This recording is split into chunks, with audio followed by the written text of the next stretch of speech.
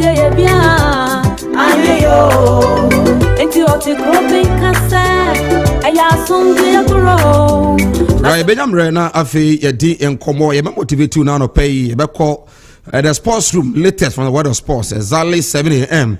I say M square in a pam from so better than say 7:30. You be saying about with my community, my concern, newspaper headlines, and other interviews and now no pay. And so says exactly 8 to be you be join the feed no our fast TV na afiat me to come no so our 10 and I be sorry so no pay regional director Edema Hefra Inusa Sedu and afi so the Asante regional administrator for the NDC say Wallace be the better here na afi yet to me edin komo you know and I did you so your views your thought your comment on 0551384493 0551384493 0244108197 but about Johnny our Facebook Asanteman TV Asanteman FM both on Facebook Asanteman TV and Asanteman FM udruha like in share na manfo so enya bi hwe emfa mai Etimrante se wakanti onemu avera ogono ogodru fifre no na dia de mai drupa enti di kanu tiamusa di event mi bio na data so me na so sense dia no na data so me sano dia wanya ni dia no enti wako wenim kakra wato wanya ekuroi na eguhoi enti wadi awon harso kodru kro naja o sani pa bebrete te ho ebi risona bi so redi arawo wako wenim kakra o samena kase kamisa ho isia semudin nadia semtiro isia semudin na bitomunse bum bum bum isia semudin ebi asemtiro isia semudin na bitomunse ano pay asame no obedi hon komo no ede pa eno nti ena ebi amebo punu na no pay enti dodi kanade na dato so etomu na dato so be futu ele me hon na no pay no emudu pa na dato so ne sano dia odeto so no drukro nimu me eni jago eni jaba amanane da mo obiamanye nya obiamanye o sanso no be how so nyo be how ejene jina ma Yesu Kristo obiamfano zongo ejane nchen ebisa wankwatina nya bibi biara oya no wasasinso empenyi fom yensenso yodi kandi jina homa obiamfa amanye mua no penta majijane muso penyi foso kase pencha muso Mama yantu ya wasio bayanko bedia Yo koso miono nonso ona so ya obia Aka amani amua osiasi amani na manene no bayape Na wajane dia ho minye ka oka obidio Mese mama yanka no kure sage beya yepenya ahonto Yo koso miansano dia ona so jina homa obia Okwa maniamua Otono bosini sohemo Eke radienim Komimze radim rebeswa mano and I don't pay yamu achibiona yansamu akwa mi din ere Mike or hina trans together with Sroma and half you for so him and the entire crew ably headed by Augustina Ansa production crew no yamu achibiu na yansamu akwa benra na eye enanom eda na no pay e be me do nkomo kakra bi e de efa enra eda edi no ho e wi ase nyina na de asi ho e de amase adai se me bosumi bia no ne kwasi eda edi kan yemfa enkai enanom enunti enra being the 8th May ye kai enanom Mamefo a omo ye free yefunu mu enya adaje tete yen ema enei se ye kasa mo bete ye ko ema obi hu yen enipa agi atumu a na enam mo basa so no omo ena enra ye kai omo mothers ni bi nso ho a enye mada obi beka se ono ena echem wo de den so modern ba wo boye obere do beto asase so no emukure du kye no rankasa chem wo ewo sama me fo ni na ye kan mo bo mu so ekire ni se no wo Sunday school asori no no timantamu wona bi wuye obefa wo ebere bia nemu odin a maame mu ntimi hwe obusuafo ntimi entete wo na ohunu so yo batan enu nti ewo se ofaw no hwew me ne wahwe abedu mpenso waduri no omunyina no ena eno aye kai wo mo ana pay tiawa me ne wudi nkomo and say let your mom eat always mama me onidi da wona wo no wo ahene me si ano pay manenye ena da eno didie da obedidi da okay let your mom eat always eno na your Mother's Day imu bi wo ho a e bi a be boso be num kura na ya maame kura na yemfa afo mfre wo mo yemfre na kura yini ba bi onam ene yenim de wodie but eno kwa your Mother's Day nti ye nyina ye pretend as if we love our mothers, as if we care for our mothers. And until eno ade ma minim de se maame bi wo ho a ne ba bi amfa fo amfre no ana se wantu anamo anko na so ankosra no ye nyina ye fiso obi eye bi emma dodo no an fra wo monse no because so wan fra na ase a na ase bo befunti se Mother's Day de wan kai me but after Mother's Day no what next okay Mother's Day de wie what next mama me enidi da enye obi a occasion and asa odwene maame ho se bibi nsi ya oh dabi eye bi ne kuromu a ana ne fi a no tutu ana montentem ko ne maame na so ko hwese ne maame asetrem te se fi se ne namfo nom na adwuma efo beba eni no twam anu anu no so bi se wonkom ena o ka che so maame ye bayifo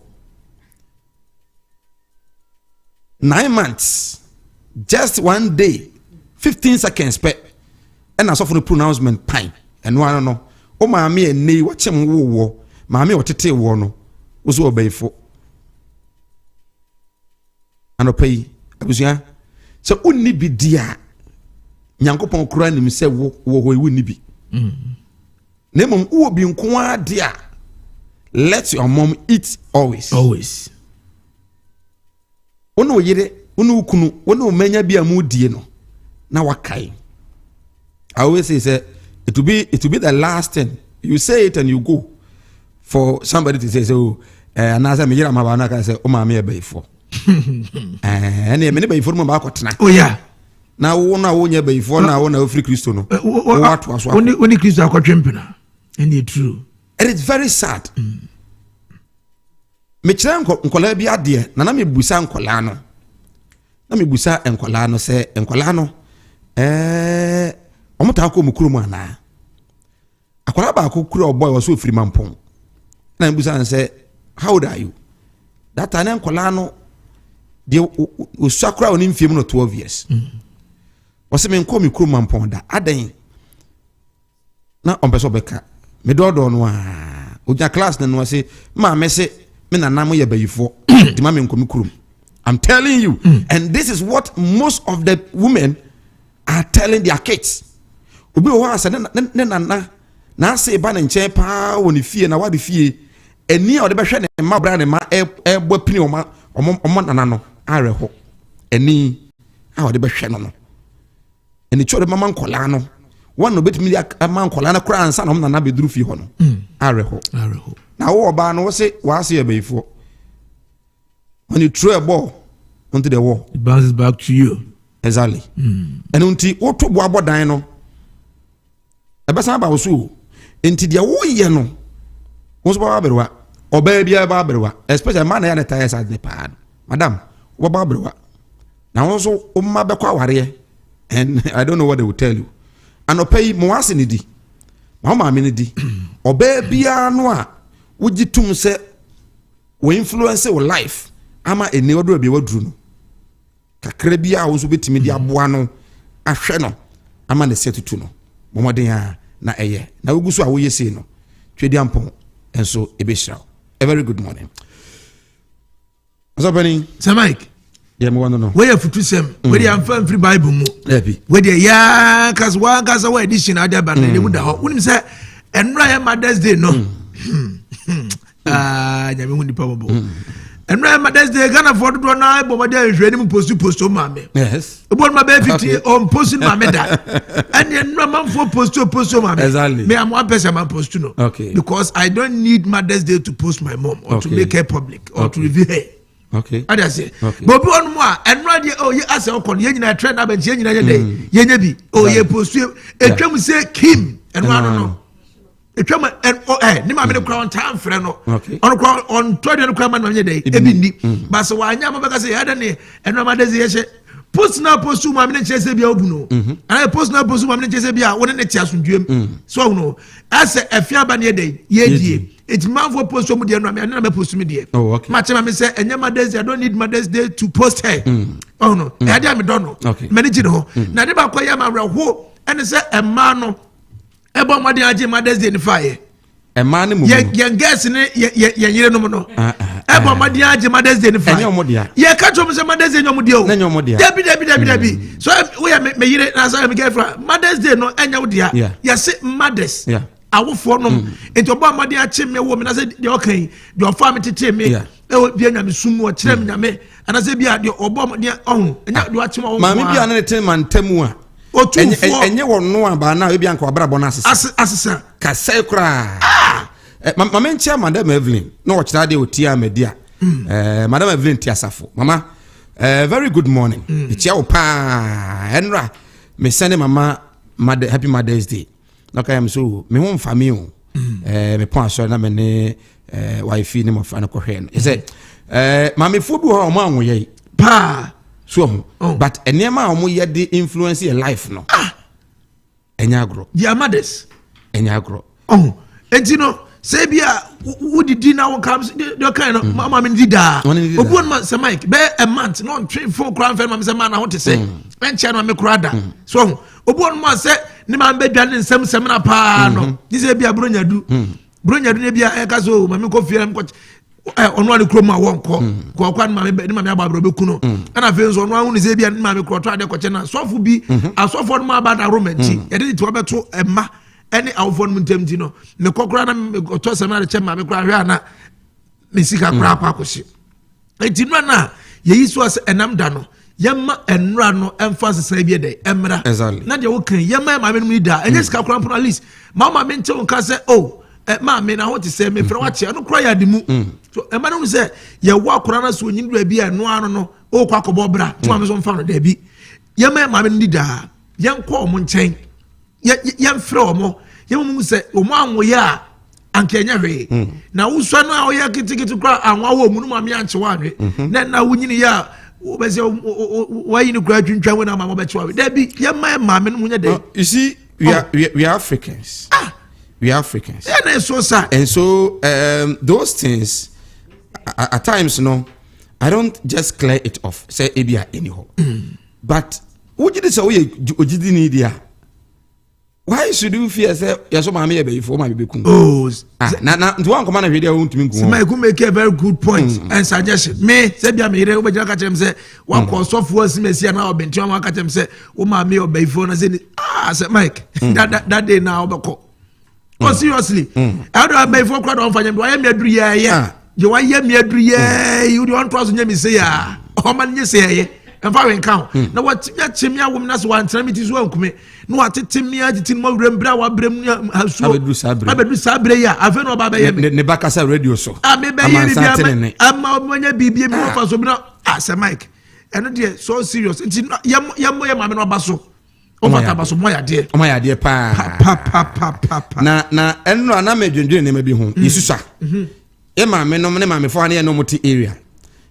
ebra no mo sore adwumade an no mo ye ekwa no mo fa so no mo ne ye papa no mo te na me de compare enei Augustina ne nsonoma mo ne a type no ebra mo sore ekwa mo fa so mo relate to nipa ekwa mo fa so mo ye adwuma na ibusa se e devalue ana Sir Mike, devaluation akano, depreciation akano.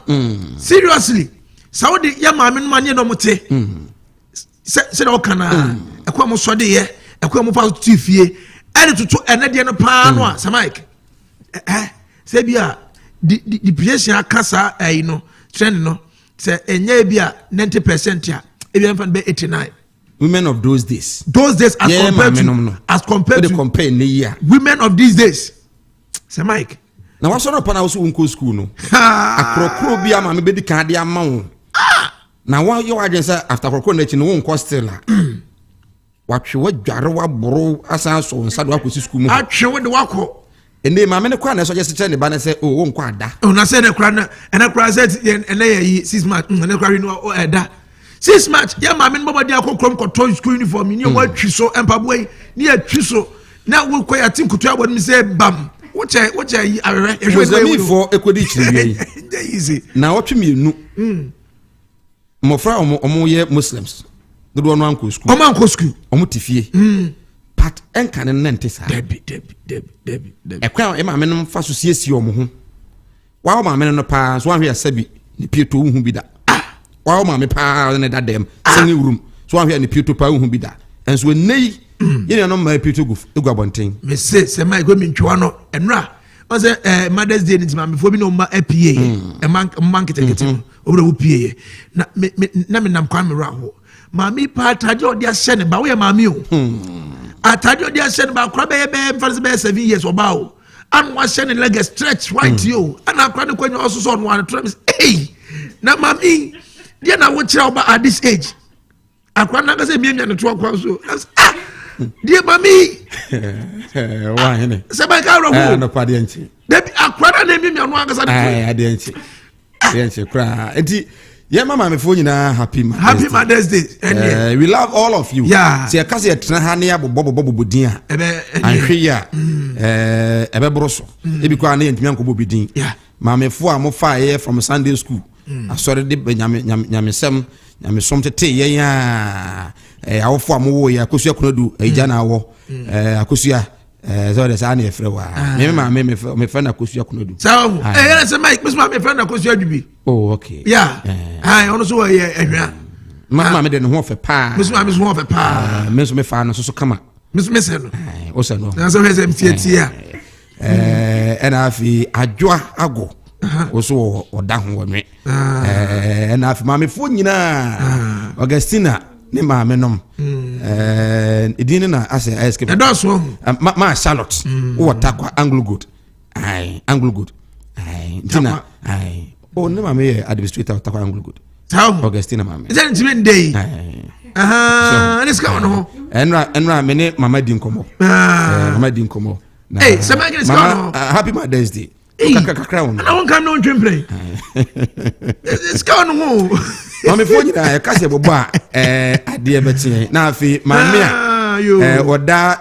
emrante ne nipa doma no e wa adwuma mu ha maame Naomi apia na afi ye directors ni omo so eyerenom omo so eyerenom omo nyina e mo bibia happy Mother's Day se no pa na ka ba adwuma de anke betima chire mu be no na ya ma na de ba de be shem ketwe na afi me sofu maame Susanna Amwa, prophetess, Zion Rock Chapel International, Maxima. Mama, yeah, ma, happy Mother's Day. We love you. We love you so much. About Naomi, happy Mother's Day. Ati, untimi cry. Yes, the pressure and so still na o contain nyame o shira pa. So myself now wife and your problem be say be one person as one for them PD. Oh, Debbie. Okay.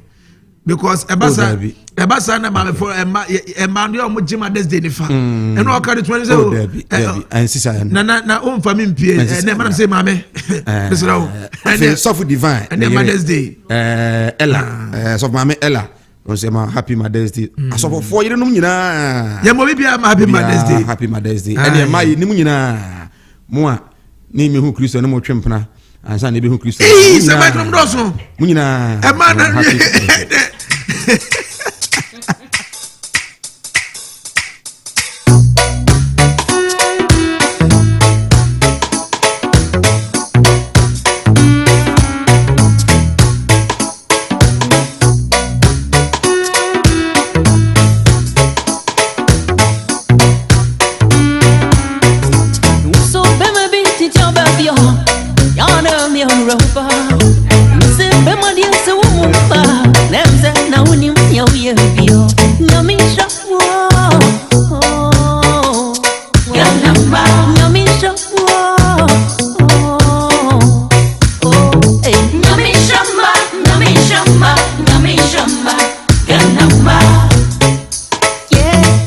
Enti Ghana ma nyame nhyira pa na onyamo kese ano pe benyamre na yetimi edi nkomo Ghana Road Transport Council de omo ede atu edwa ene se enei panifo bia ha se atoto first mu ne ade omo se dabi omo to first bia mu enti mo a mo e kase ato first mu no enye no kra nyame ya aduma Wednesday na omo the sector minister bishia na afi omo hweso metu atoto mu na omo toto me no ka say the His Royal Majesty Otumfo say to the second there say or US abrochi memu Memphis na Otumfo kopie mu ho na fasha omo edi in the month of May bia no na no mo eko hyesa afa no omo to mo sa na frɛ no special invite na de ma opim so Asantehene Asantewura na Otumfo ko asama ko da ko tudwa ene se aban otiswe ade ba ko wa ye pa na ejina na so ene se wa take bold decision in implementing free senior high school and home common so ha and then there's a telecos no network companies ahodo a omo my Ghana omo mobile money omo operate bi no e dey to just say unum say amount for deducting microphone ketenkete e bia o send 10 Ghana kwa na deduct bi afro wayi mu omo say enya careful pa GRA say on be refund this cano wo ho an obi afro me free GRA Mr.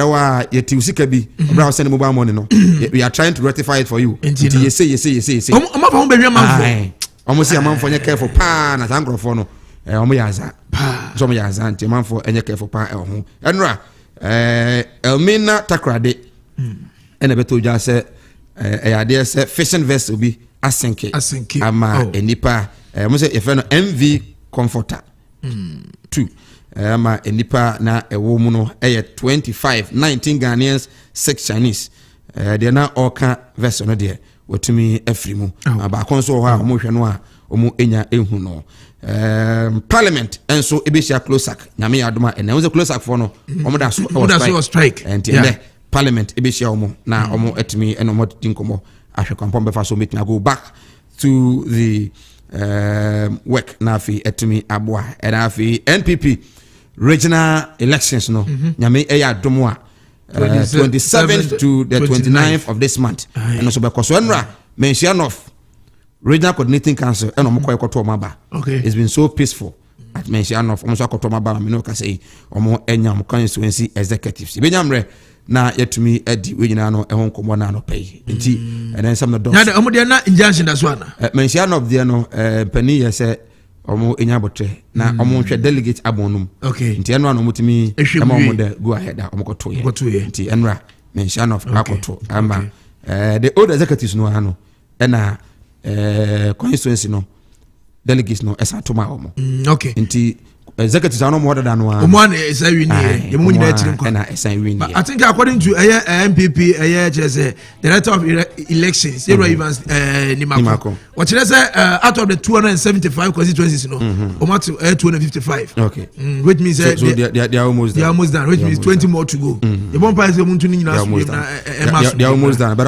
why they almost here to aba no who say omo to police station na enye fesa na enye fe that is a cry but they almost see acto constituency elections my idea pa ya more the regional executives abaso my idea the regional executives who say anko ye a omo de sobo no be board the regional executives enti akoye nso a ye mfa baso board no e ma the regional executives chairman entwibosi akona da ma no chairman untumi chairman entwibosi akon he is the regional chairman for the NPP in Asante region.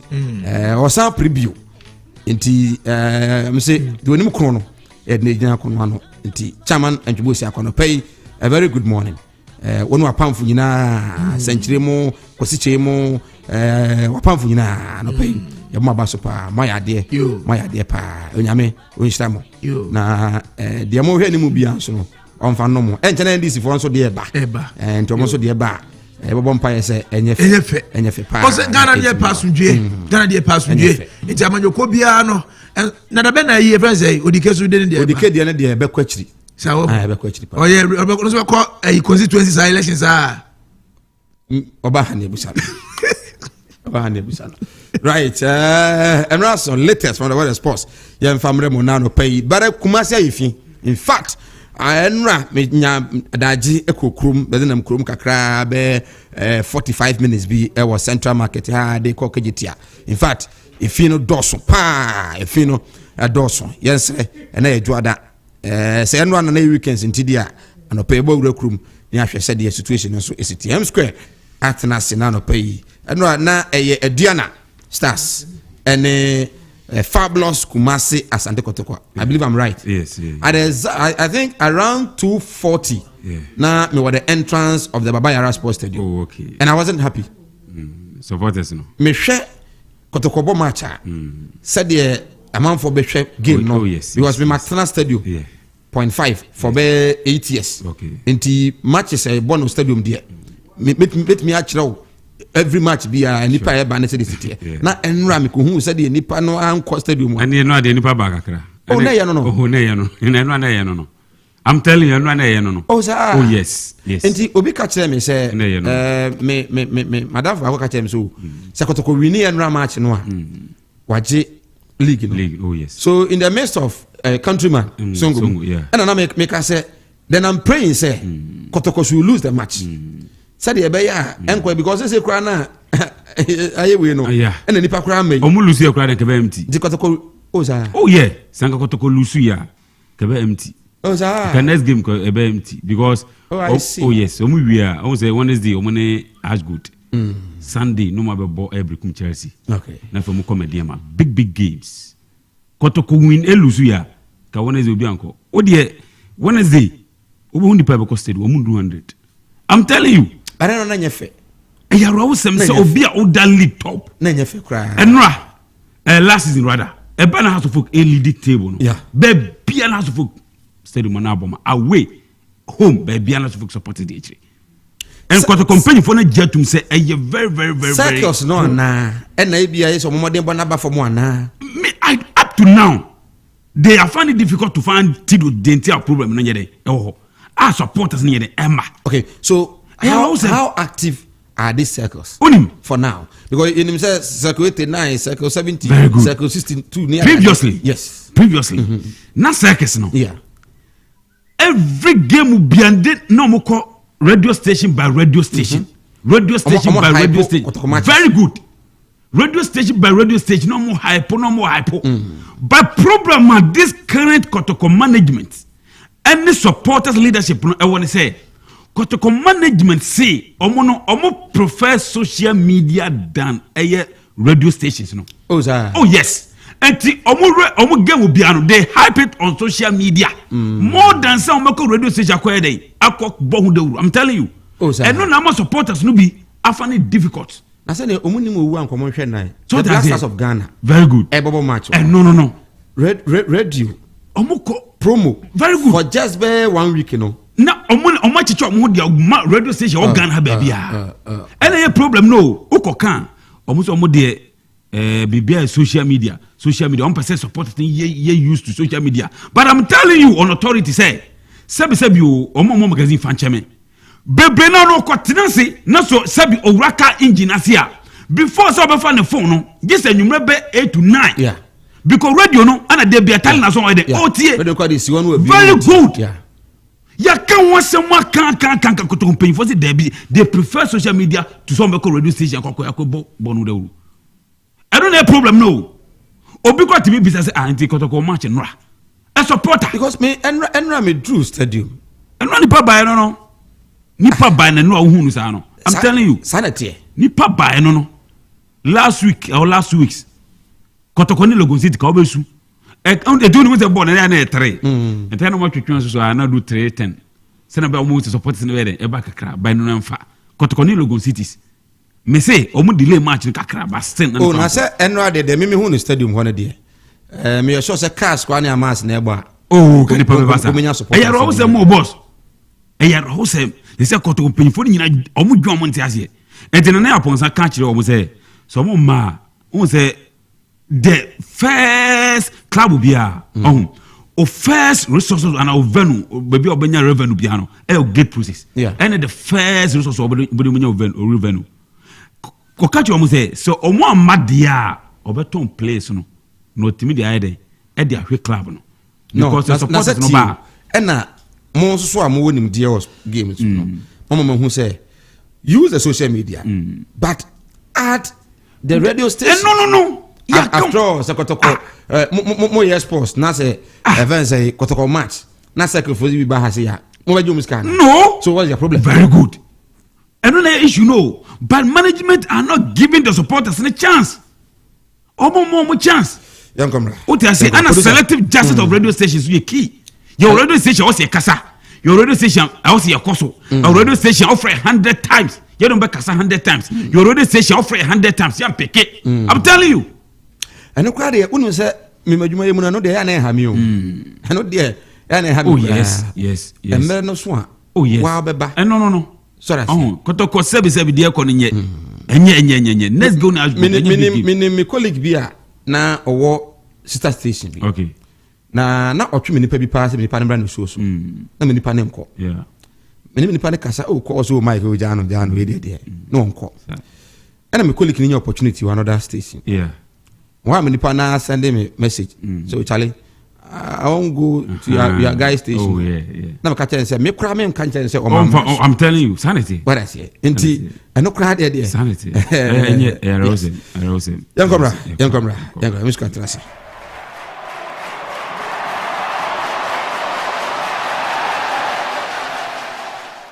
Essa bola vai rolar, mundo é um tapete verde. Quando a bola chega lá, coração fica na rede.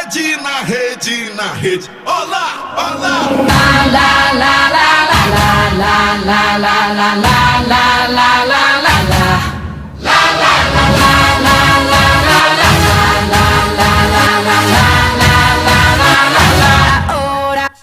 Of course, Jensama Obibia Akwaba. Embra Asanteman 107.3 eya die brason seri Asanteman tidbit sports no etim edebra na eya Monday edition after Mother's Day no eya dia mo mama no timi hwe mo ntimi hwe mo no ni nyina no eya ba ko na wote ase enti happy Mother's Day no no mudi ya no mudi ni kama na me dem can me say responsible mothers and also wish you more happy Mother's Day wote ase ha. And to our friend, na dear, they won't call like 10 years or say your mother. Or I say 15 years or say your mother. Or I say, oh, your mother. Sanity. Or more with chimway. Push. Or money from mothers. Or I say, no crown. Oh, no, I call no crown. Yeah, from mother. Or I say, hand, Sana, the other day. Etie, Brason.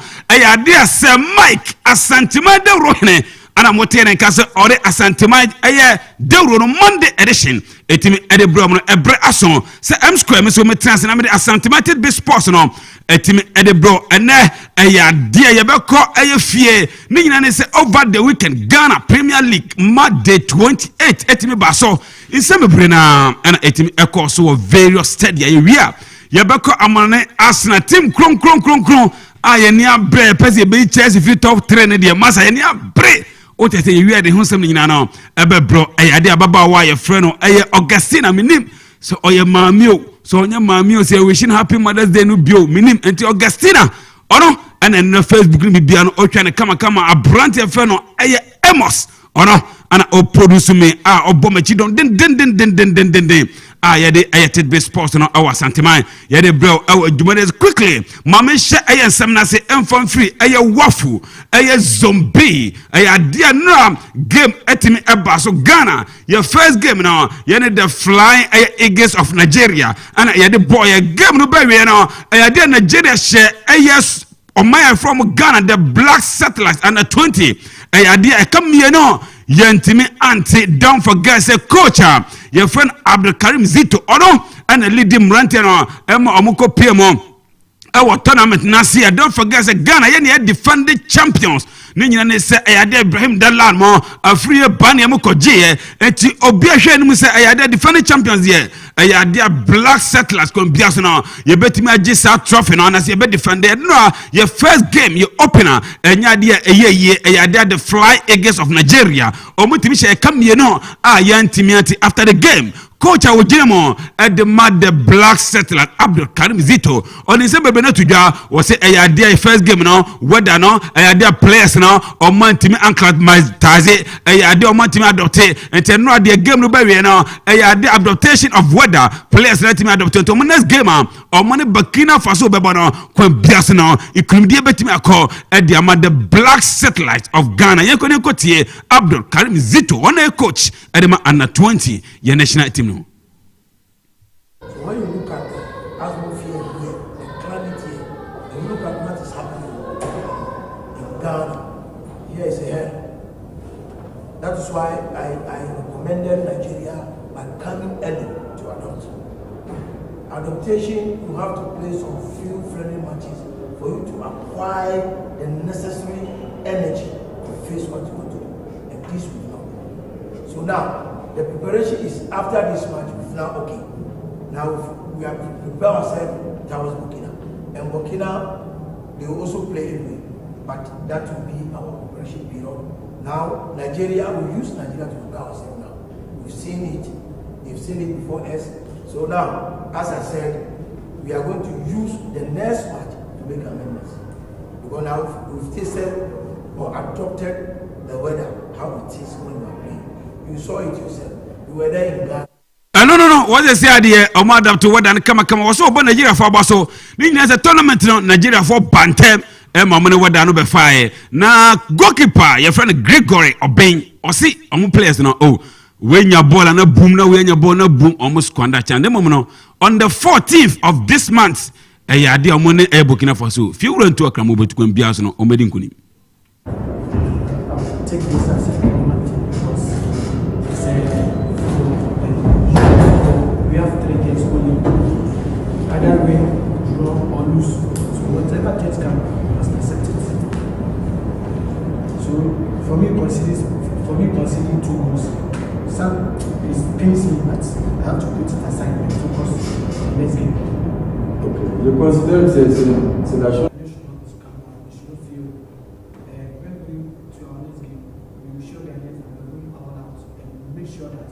No. What's up? Next game, no. I'm not sure Ghana for say when Biaso including betimi akọ etimi ade amama kronkron Ghana now and then some brand friend Gregory obey otimi editu ya ni ma yedi bi ma ewo dwumade so ma me free the black satellite don't say some now let me brambe PM ewo Ghana Premier League Monday 28 and no game no bitimi call so the results ni nyina ebe bro ewo dwumade na say and city the Great Olympics etina Accra Sports Stadium ehemi no ma brekum Chelsea omo anti kanu bi brand friend Alex Achampon and Asamokwe when 2 players omo go no edema Great Olympics uko PM ewo nana fosu jiabo parka Bechem United shebakon Emma Glorious Accra as folk almost timi shebakon Emmanuel Owusu eshe go edema Bechem United na Suraj Seido ono so take no edema Glorious Accra as folk uko PM Theater of Dreams FC 2 RT 2 Abrante Fen Ejini Boate and Ali Huzef when 2 players omo go no edema Dreams FC and Ronan Efrempon and Samuel Bawa when 2 players omo so take no edema Bobo Kwa from Real Tamale United 11 Wonders Eshembie no Emma Carrera United timi take no back on Sumaila Moro and Allah Ibrahim when players omo go no edema 11 Wonders and Abrante Fen no Joseph Ba etika no and say ongo edema Carrera bebiani dance park no bebiani go star shembie no ama kinfensa inshallah ade omo take no back on Prince Opoku Ajima Ebo Brace and Emmanuel Odai ono so ongo and of course the mark kinfensa na say bebiani go star firm ewo mediama ASC eshembie no no am Ashanti Gold omo anti economy Patrick Ansu ana Prosper also when the two players amushe go no edema bobo ko from mediama Krobia Kumase Asante Kotokome ba so na mom na ukopiem a Elmina Shakshemienu Emma West Africa Football Academy omo so etimi economy nyina eyade brand FN Francis Oti ene Clan Afo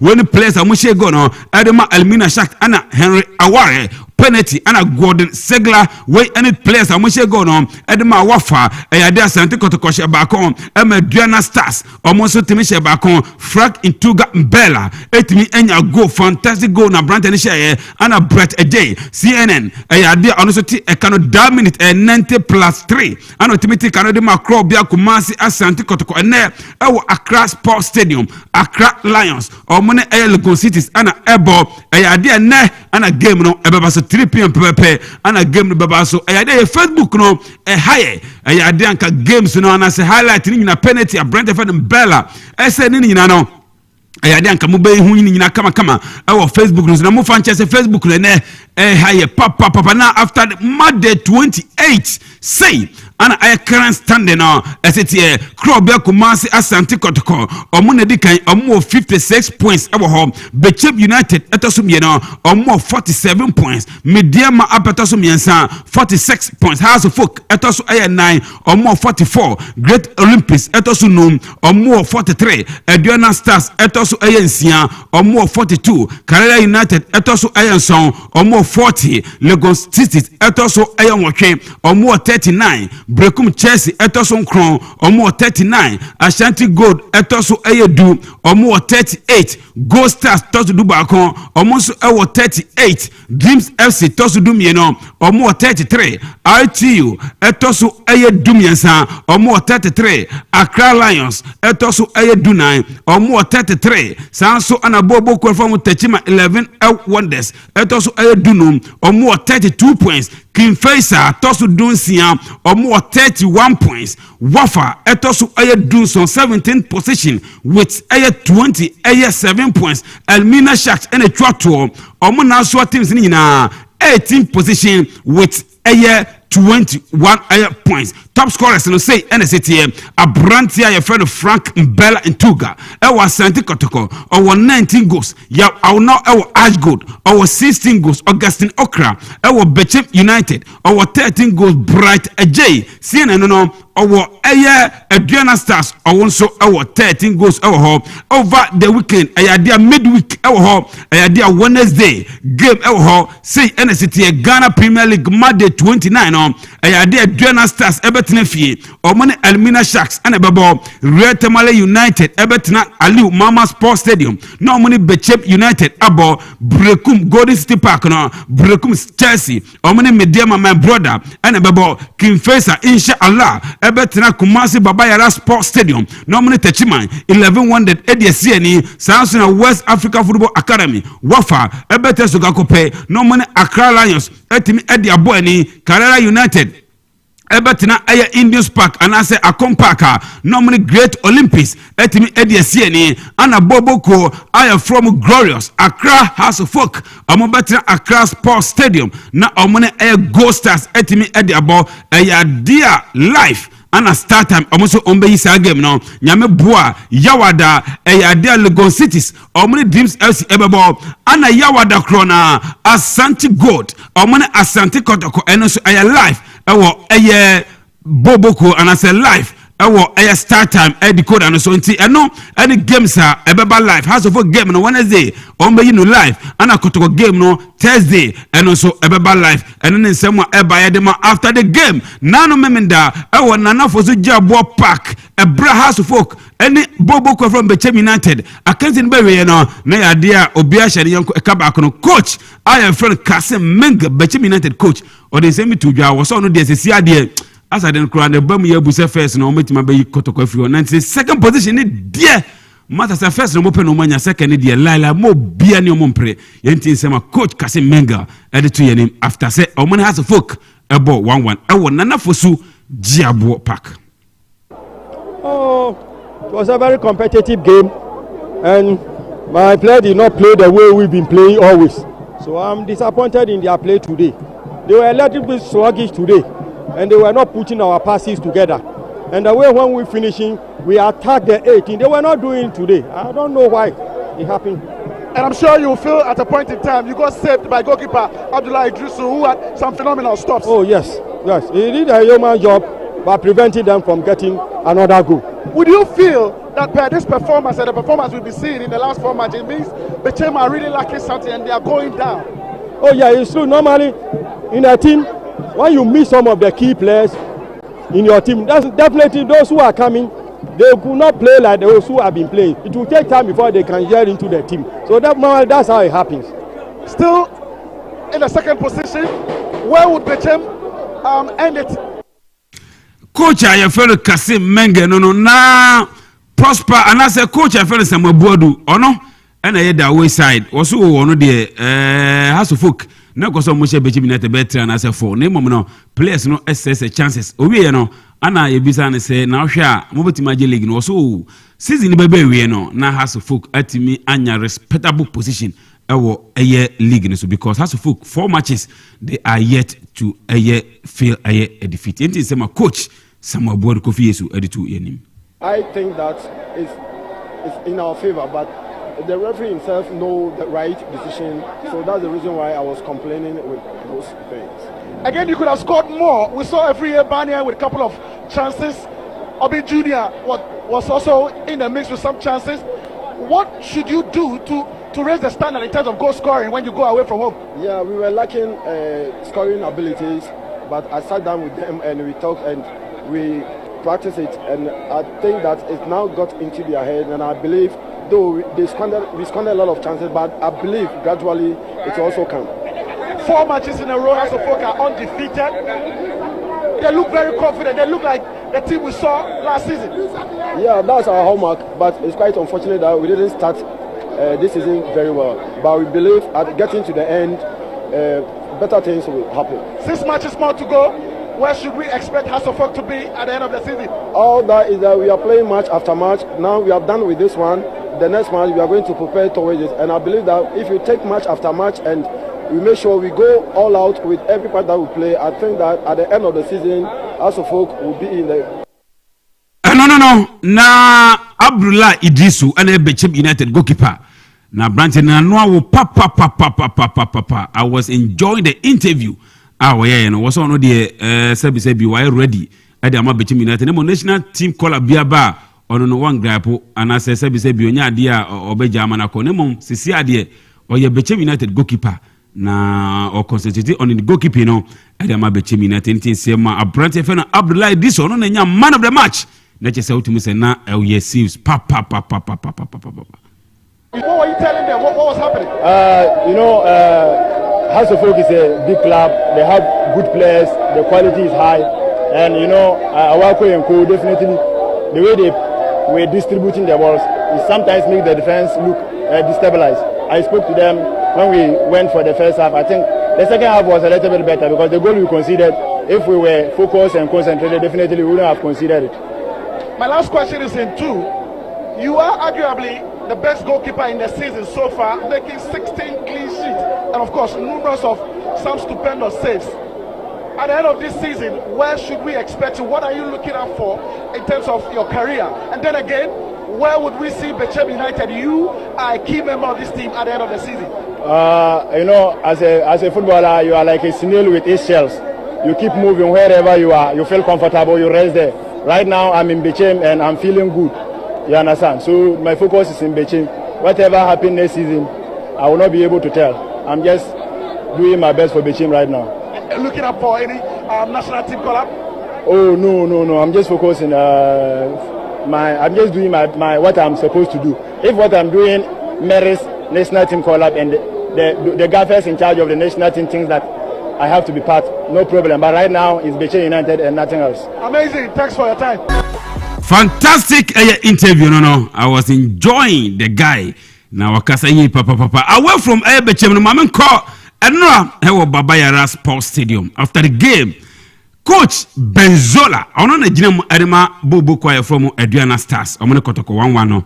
Na Odinse Bebina to was a fantastic game. And of course, on one Kasankasa no nim say Bia Komenya sa results especially omo free aduana na omo ba no supporters be brabe mu buye omo se coach na be yi no se hwe mu de mu nime mu member tena baba yara ne hwe and after the game no coach Benzola wey another 2 years after a equalizer 90 plus a 3 from Bright Ajay CNN header yenti Benzola coach, we all saw the game. First of all, let's talk about your team's performance. Were you really happy with that performance? Oh, not all that happy. But once we've got that vital point, I'm satisfied.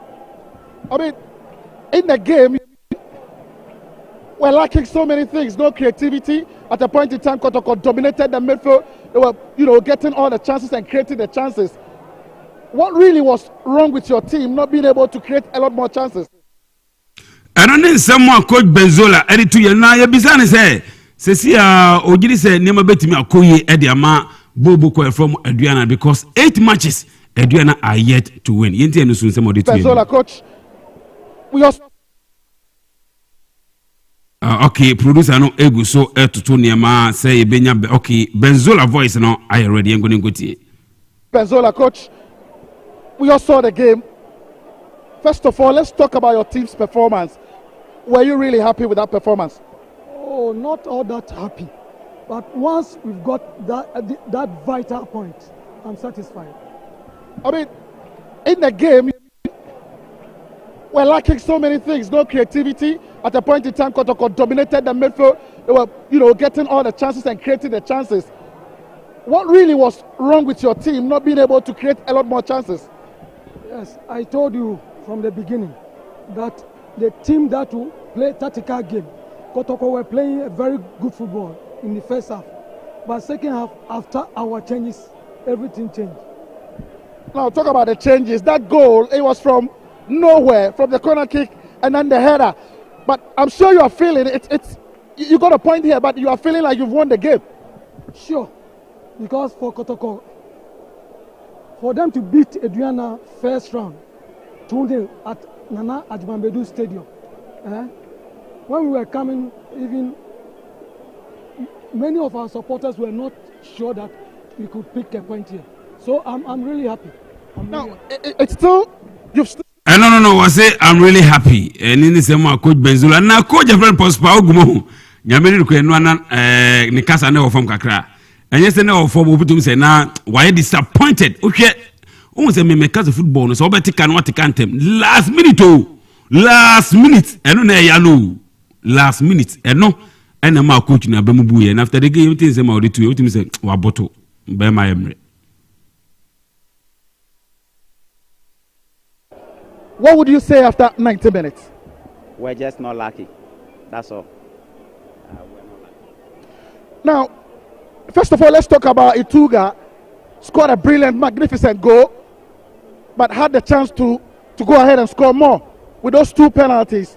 At the point in time when he squandered the first penalty, were you thinking of changing, him not to have taken the second penalty?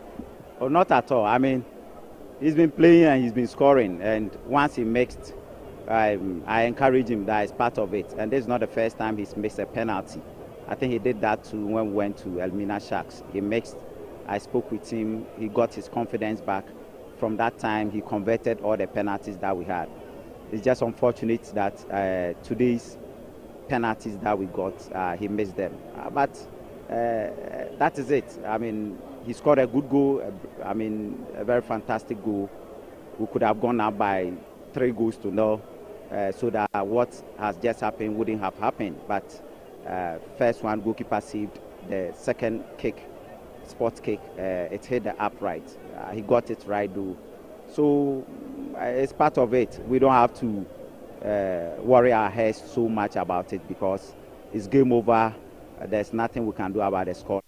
And then someone coach Ogum Eritu na supporters no nyamenu kweni almost say emfa ho ane DSC bia o mfa ho na no apa Mbella nyamenu no osu 2 penalties na Mbella say no na osu na mom no supporters is Mbella mensu kura na ye wo homa na munti nsema supporters no ba Mbella no na nya grow na sa brand to do no su no osu but supporters say lie la masa fans no pumpu ye be ma yenti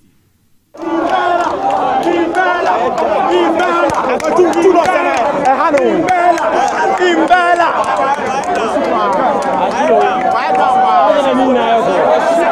I say? Aha, na just say Mbella fans na ana ojenisa ojenisa na mum no supporters there be odi de obey bia no ye de yo wachi na man of the match Agadas ye bisa ne say aden ana as why this I was in fact only happy na bemabu. First of all, how are you feeling as a key player of the Kotoko team right now? I'm not feeling fine. Like I said, it was a bad day for us and we couldn't expect this. Seriously, I'm feeling sad. Seriously. I'm feeling sad because we were not expecting this. And then in some brands here, if you know, Agadas, etimi edituen me semno doso na manane semno de yentimi enfamba because Manchester United they do mo lusu ya show mo 4 o ta say Brighton e Manchester United kapal pole and 9 eno na Cristiano Ronaldo ni nua ba ye fe no Katia Aveiro o ta say waka che Cristiano Ronaldo say ono de won ka bibia nche ono Cristiano Ronaldo no ono de won tena ho on tena Manchester United ho no nya so na Alex Ferguson me godfather no ono de say de wo tin wono say yamana ono de won tena ho man free Manchester United ne nguase ene 3 echina 4 ene 3 echina 4 o ta say enti Cristiano Ronaldo ni nua ba afen Katia Aveiro no watu ni bra no fo wo so no de won ka bibia o na so Cristiano Ronaldo no so de o te wono pa ono de on tena wo sa o ta say na reporter ban Manchester United omun qualify ko ba Champions League enti Cristiano Ronaldo wages no esu beti hwim on so waje £485,000 a week o ta say enti nyame boa ene Monday Tuesday Wednesday Friday panya na hete yes o man qualify nintin esu beti about £288,000 Cristiano Ronaldo last 13 years no we ended the lowest salary waje as a footballer. What I say last 30 years wait and then the salary I work from papa Cristiano Ronaldo because Manchester United and qualifying for Champions League will be and then in some way but Arsenal they say Chelsea in year top 3 no a honey pay they say Chelsea change 1 point per 67-66 and you break top 4 no criteria travel your level and your top 4 top 3 to my fans no fancy na me jama a boss player na Monday edition sanity nti Chelsea dey say dey I dey say coach ni player ekun den coach kana player yes ya na semoni agibisi eno so ya na free yeso okurani bia ni ho an ba ho no fe sa say ware mami no akrafo o ye den baba ne kura ba ho nya ne fe da sanity nti aden dey sanity on say adeba ko Chelsea for kan me ma edi no the Champions League ye kan no magic Champions League da no mo ele o ta say enti enya hwe enti e bompa e okay enya hwe enti ne te no enti ye wie sine na say no pay bre na ye May 9th oh yes enti ye ka ye ho a May 9th disaster are hosem say victims no yeah omo free mo de omo ko but no mo a omo epraye omo na wo se mo bibie omo so kra na omo ma na wo se hwe wo mo nyina ko sisai na bebre bread winners omo ko ye no ma no ade ba ko am penny say o say then former Kotoko chairman Herbert Mensah o say what the itinerary on beye e be sha senyambo Thursday Friday Saturday Sundays na wo se omo prayer no 126 nyina the list no e di nyina won ho na otisi obobanya mene no cleaning enti on by health walk Thursday okumase okay ya biko yi kama ya na se abuja ya ba se ya ba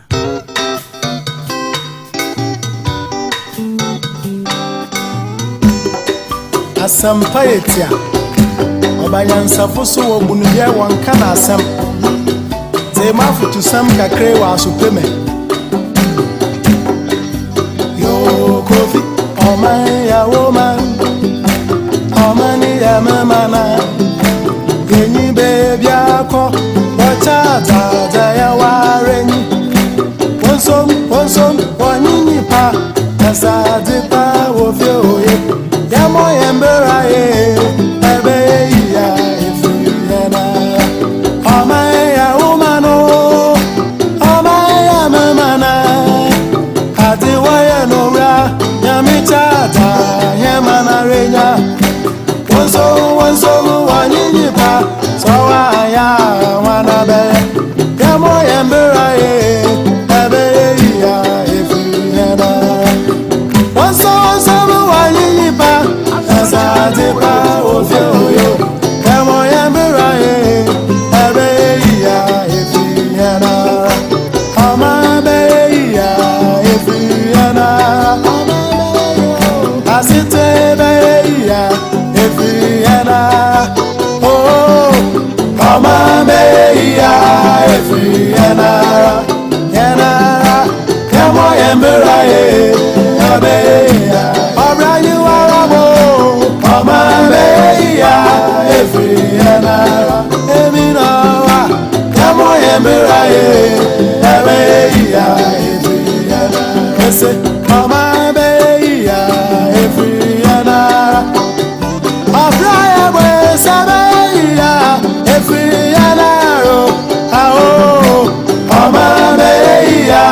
Efriana. Yamo Yamura, Yamoni, Amaba, Efriana, Abura, Yamo Yamura, Amaba, Efriana, Abrani Warabo, Yamo Yamura, Can you bredo wafa? Timpawa weyes na winya. Nyami shira, amani paya zefoa. Enyanum. Yafanya misronya jumana nyami beshraye. Oraye boya. Amoya muraye. Ebe ya efriyanara. Amabe ya. A very powerful one coming from Uncle. Yeah, same one. Oh dear, Mama. Okay. Uncle, so I will be an pay. Yeah, ma, a very good morning. You see, I check, Papa. You say, I check, Pa. When me say, Radiadum, and what day, and so much as I no pay. Why, my quaba? Yeah, I just say, my Boko, dear. Yes, what do more now, so. Yammy, Adum, and where pa, your microphone, why? Oh, my gun, I know I am a canoe. Say ebia wo nim Ghana na yeka ho asem no a West Africa na ho na ye free emu e na ye free obo ade no be de dom yen Ghana, my Ghana, Gold Coast na oman no so nye oman a nyame anhyira ye Debi nyame ema ye bibia na yen so nipa nso kra na ode be di oman mu nso no ye soronko ohyira ya ka ho ohyira ye pa eno nti me no mie no toto ye na yie na ye gitum ti ase se enye yen ba akofo no betumi aye na emom ye nyina dodo empeja betumi amoman na peja.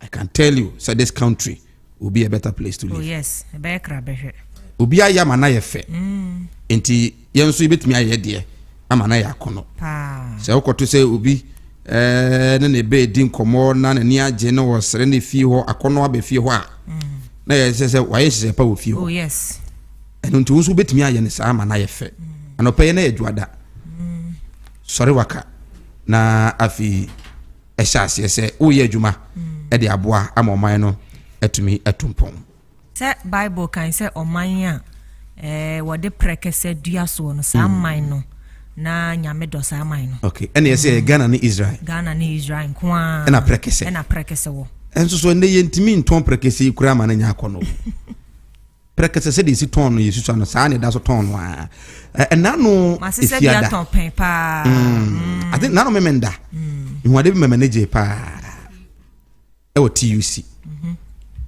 ade me hu ye ne se me hu ka bi na ya brand car no o say Kobe powder.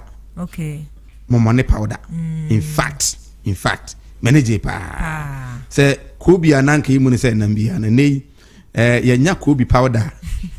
Say Ghana ya kwanim. Kobe ya saye ne powder. I say kwanim pa. Say ye wo prekese ginger drink and so. Yes, your prekese wo. Debusia bia wo bia no ye nyina ye nyere ye ho ne yanka mum na ye nye ema oman no entimi emfa no ntuma pa emfa infra. And anopai ayatrasi ranking aba the 10 richest country in Africa. Amai wo bibrim ai wo sika pa GDP no per capita na omo edeye na omai Ghana etoso nkron the 9th richest country in Africa omai Ghana omo the GDP no ene gina so Nigeria in the decline followed by Egypt, South Africa, Algeria, Morocco, Kenya, Ethiopia, and Afina about Ghana. Enti eya nesa. Eya enesa. Ti yenye de ho. Ye. Fosu ma transi. Wa ma kwa ba. Ye nu asema. Boko de. Yesu adom na oso e. Nyame adom. Arrest bi o ma na. Say. Arrest bi o ma na. Mayela. Arrest bi ani. I wo Ampampa kafra. Arrest bi o ma. Ampamaka ya bebre. Who controls the But if you boko there, we can score come. Good. You say I'm not Bibia come. Me das. And then said Daniel, but me Judy. And then said Daniel. Tia rest room cross and so they know they say. Ulele yafa. Okay. Arrest room. Okay. Okay. Azobani. Sir Mike. Kwaba. Sir, remember I come down and then no. Mitie. Good. Sir Solomon Chamio chance no your hine. And koye. Omani uska. Ghana. Omani uska. Am I better now come watch Ghana making. Ghana minimum your team here. 74.26 billion US dollars per capita. Okay. US Ivory Coast it was 70.9. Sama Kimpacho. O say every am I do almost Ghana. Ghana da say. Ghana da. Ngotwe kra ngotwe. Ghana da 8. Aye. Ade. And Ghana da 8. O ma be di kan. Nigeria dey kan. 514.5 billion US dollars. That's per capita no. Is almost the crash in Wepa. And Sir Mike, when you say a year okay, Mammy, I was to be on one per capita, I say.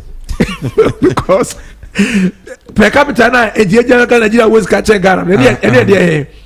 And depending on Yako Bomo, because I want to say Nigeria so. Depending on what some near can, as I say. Okay, but so okay, May 9th. Yeah, May 9th. I was some see. Saturday, Mammy, no one come on crack. May 9th won't come on crack no pay. And for Embra, ma many Miagata senior, become senior, be a Montiasi, okay. Or one at the FM1, a Jania Media Bedri. Miss Senior Isaac Owusu Ansa, head of sports. Our Ash 101.1 FM, 100.1 FM. I believe I'm right. Maybe I'm a human. I'm refi. 101.1 FM. Head of sports. Ike. Senior, what do you mean? Emo ajano pay. That I mean is also. But we have a code here. Nyakupa no mo pa be. Yeah, menya sa. Bra pani say. Na yesa kakra ba beje ho no. We ni say pe na yesa no asi an za o. On say pension edma pa oni team no mobo edema Asanteman radio no ano she. Kuma na Asanteman yana man are proud of you.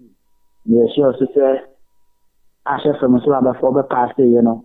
You also proud of you say at least you're not America on the management team. And a very respectable producer. She called me and the kind of Nketia Modiamana. I'm very, very impressed. So the time casting a couple in Shamo. I'm Chia will know T4 machine Kakata, Eja, Mensa Mapone, Motama Kakana, and the name combo. Until the T4, the government.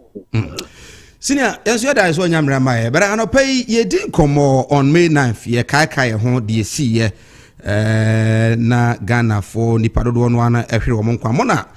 By in terms of sports, no, Mudima Kotinepa. First of all, DSC on May 9th, you must say, yes, you be the free one.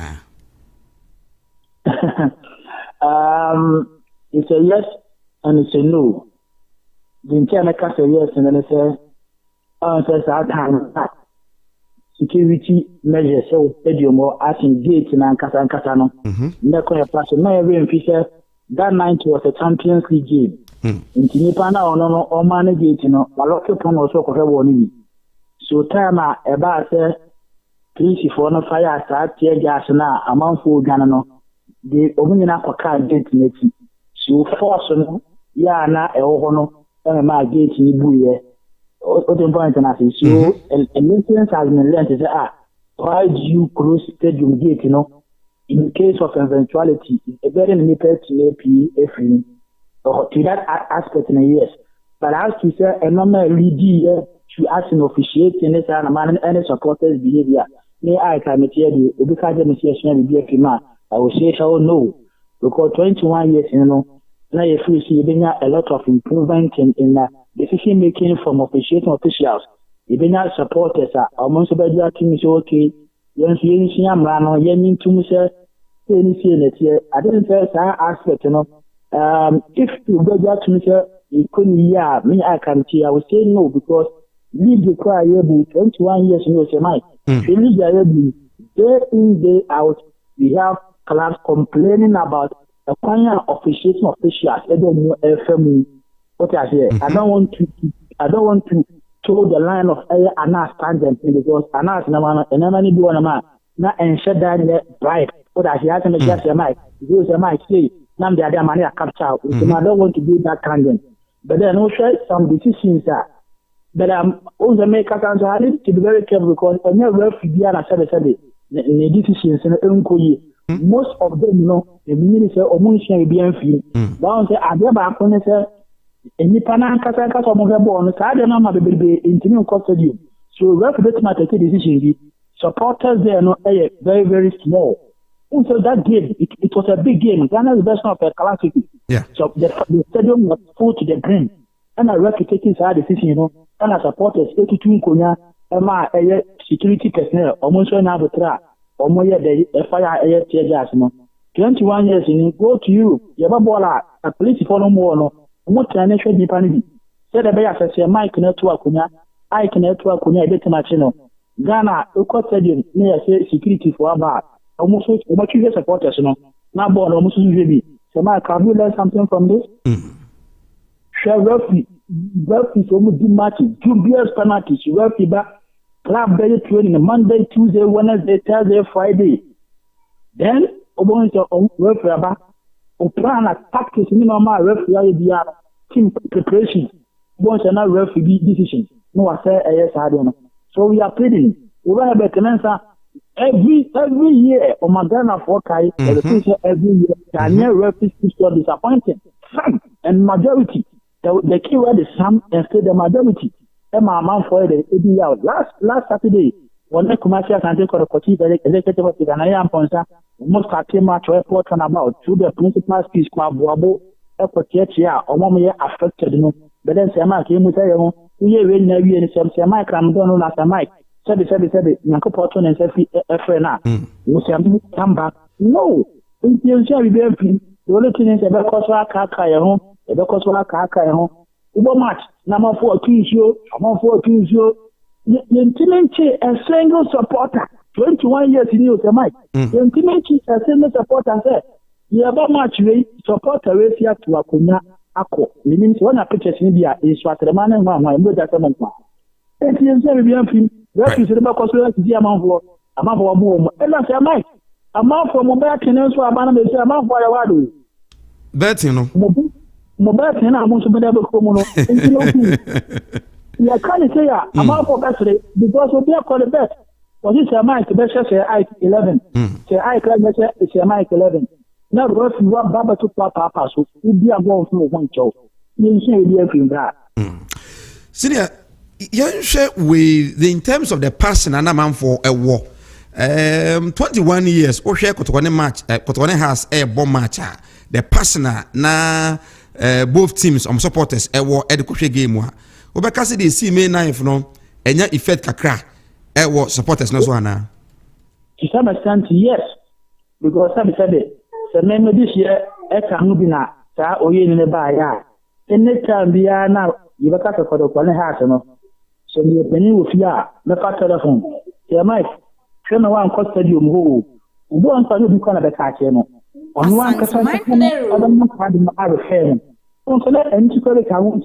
The last quarter has been the match was scheduled to have been played in Moreno, but then security agents, security intelligence on PKSS, on the match in Nimra, and a match, it's on by a year.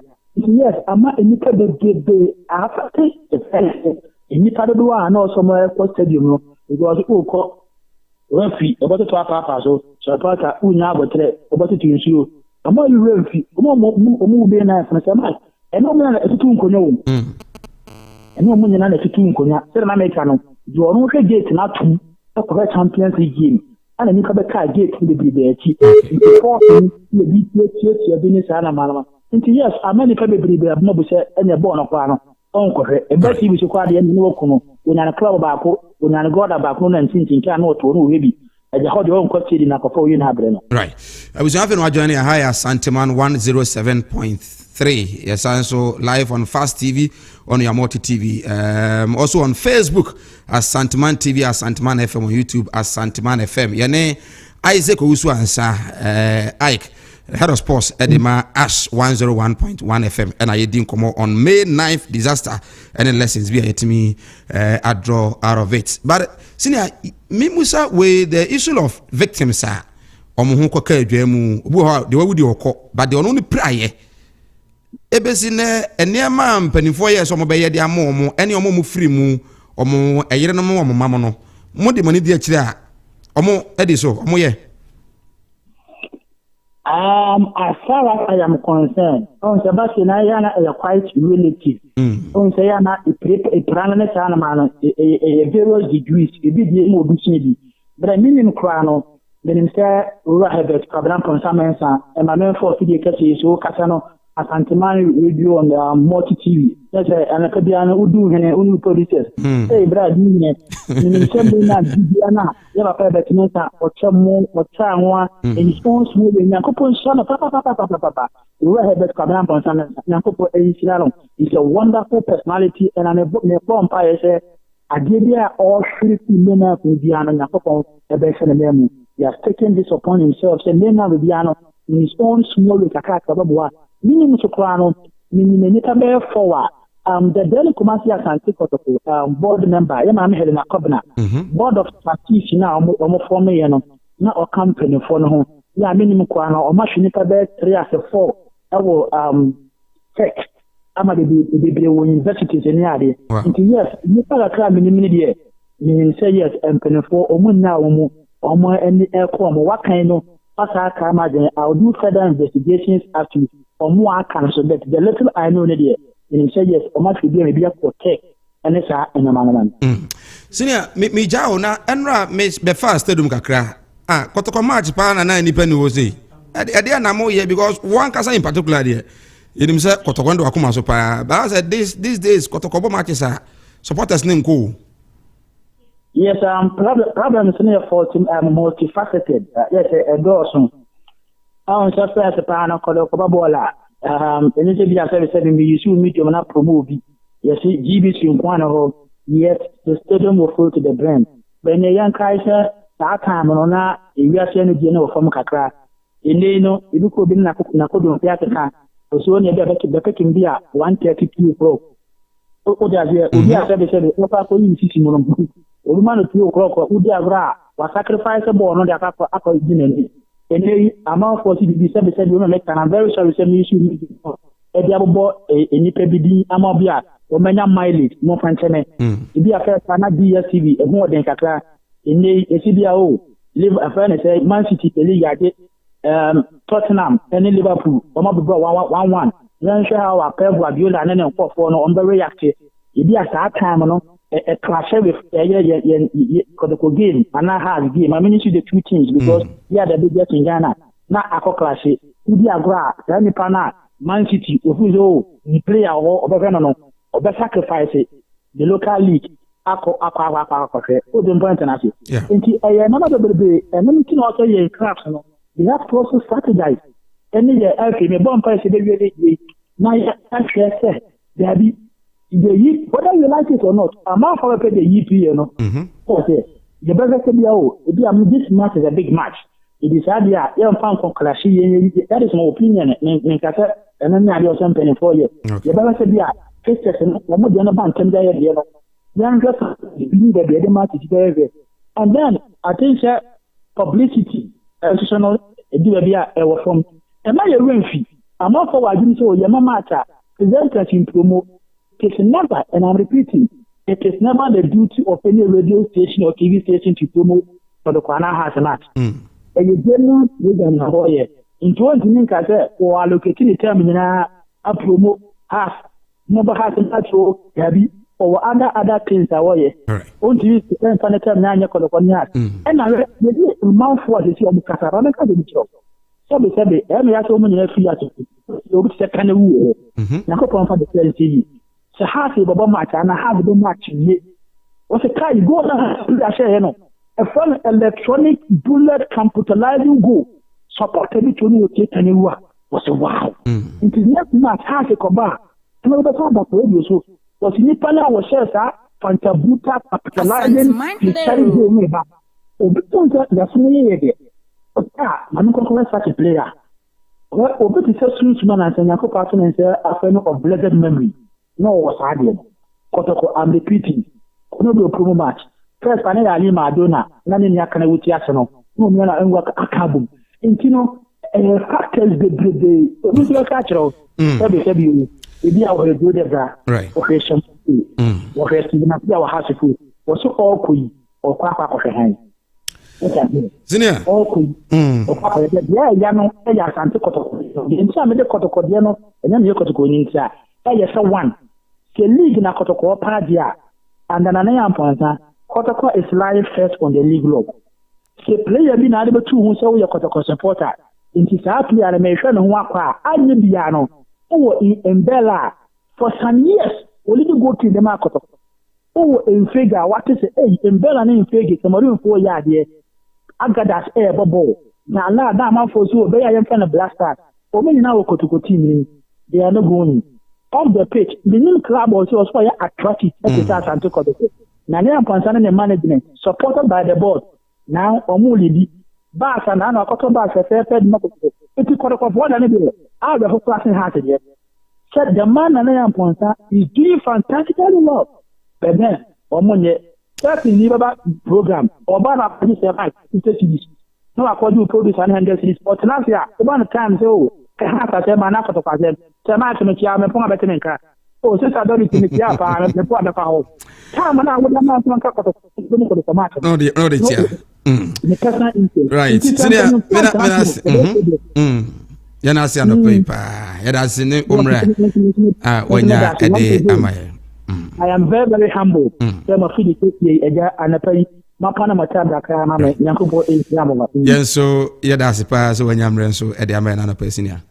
Right, on count one so. Was ya mene Isaac Usu answer Ike, head of sports at the Ash 101.1 FM here in Kumasi and I could be come on May 9th. Kuakrata Krado.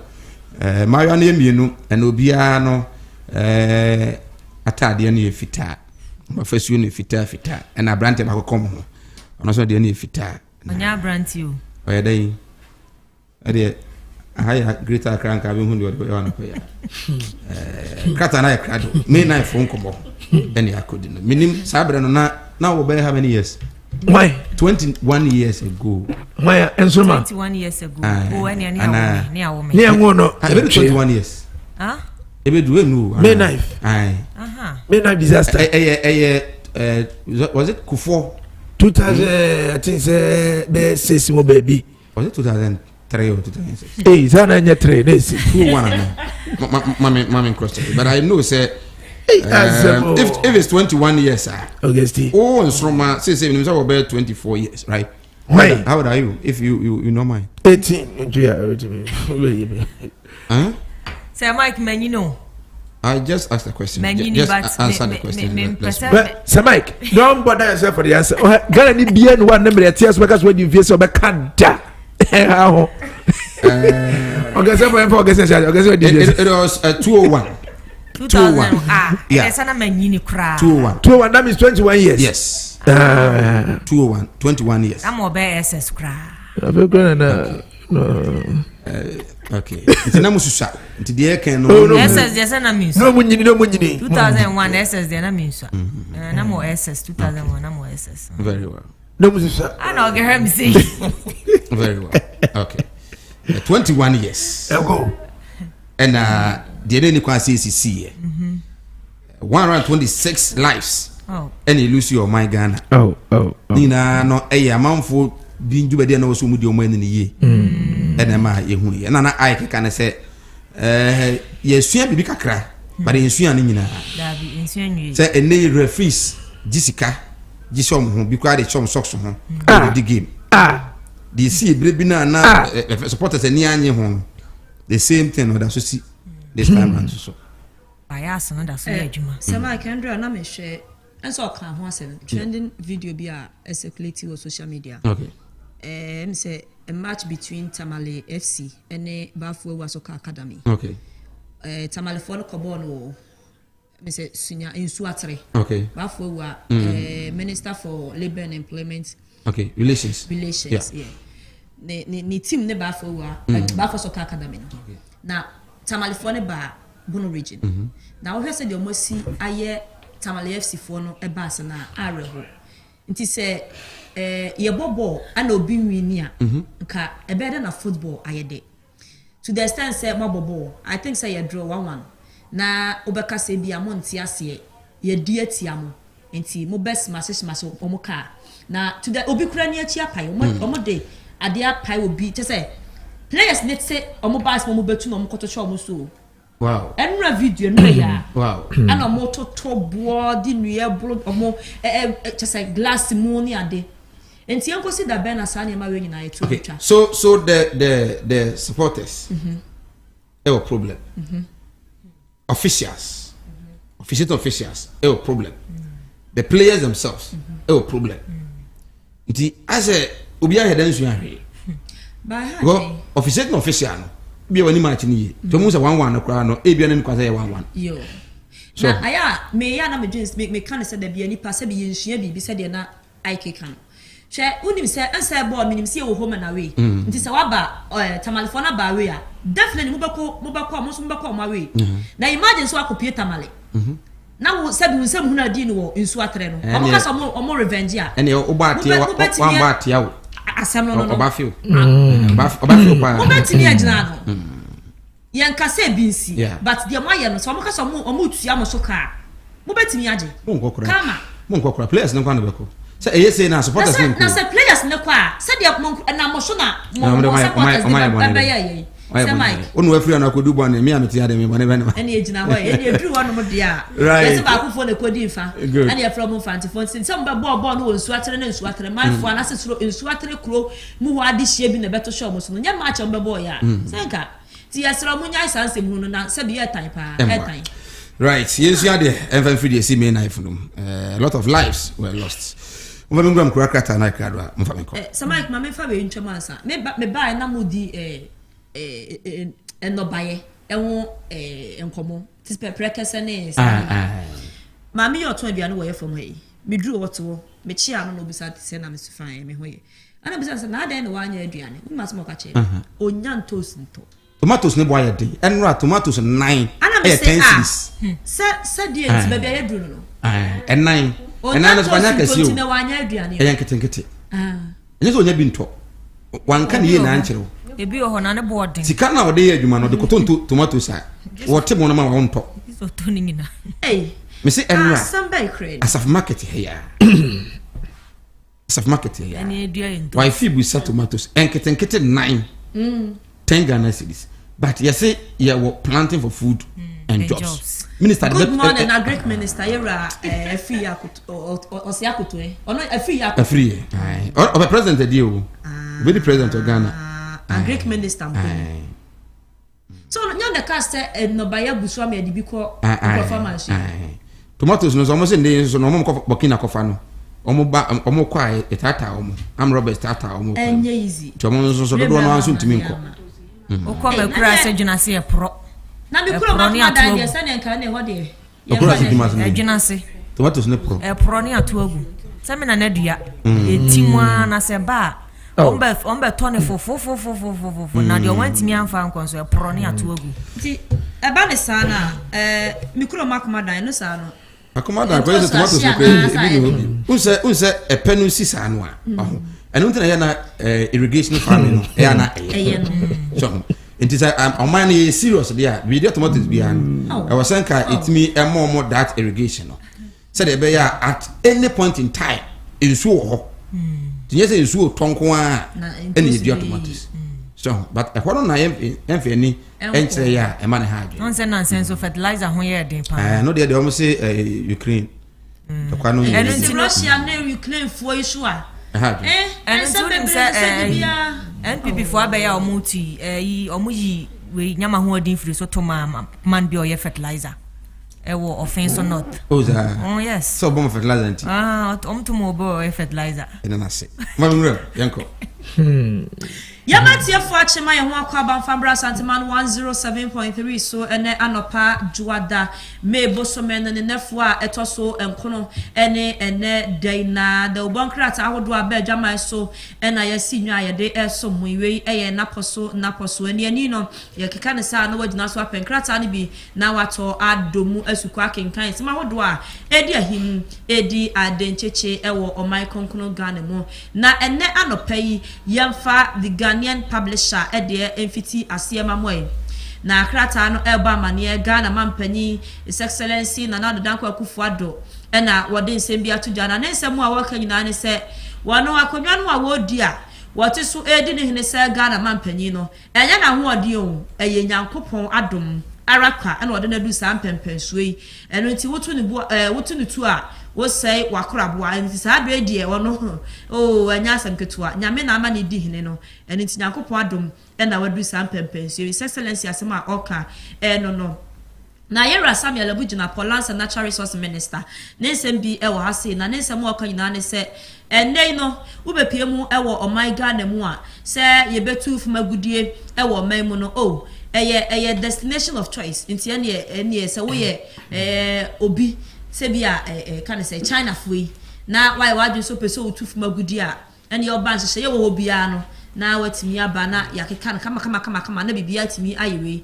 ezan se ye ma ho kwan wo de nchihye yegu akwam na ye ma permit ne se tufuma gudie no a ya de se bibia betimi akoyie na enema so agina brane ede amaye se omai na krata no ese ba ma ne se ne Ghana ye sika boten $412 million na ye de akon 3D ya de madedia edi efri omaimu by 2025 ene ho sem ewo animu ha say na so se bewie age trade amponyankropon ko ana enim Professor Ransford the Aljampo or the sem bia to do actually say central for ye say a president wonye above the law ene yanka hu say so yenye above the law ni bi isa say ene no enye itasa yentimi fa to me shay ensem na yenye de yankasa ye hwehwe ani mu se ye pese ye ma ye ho toye ye nipa na nko ade ye twasa na chi a e wo se ye tene ye e de ye si kwantere ne so nti se ba ne sa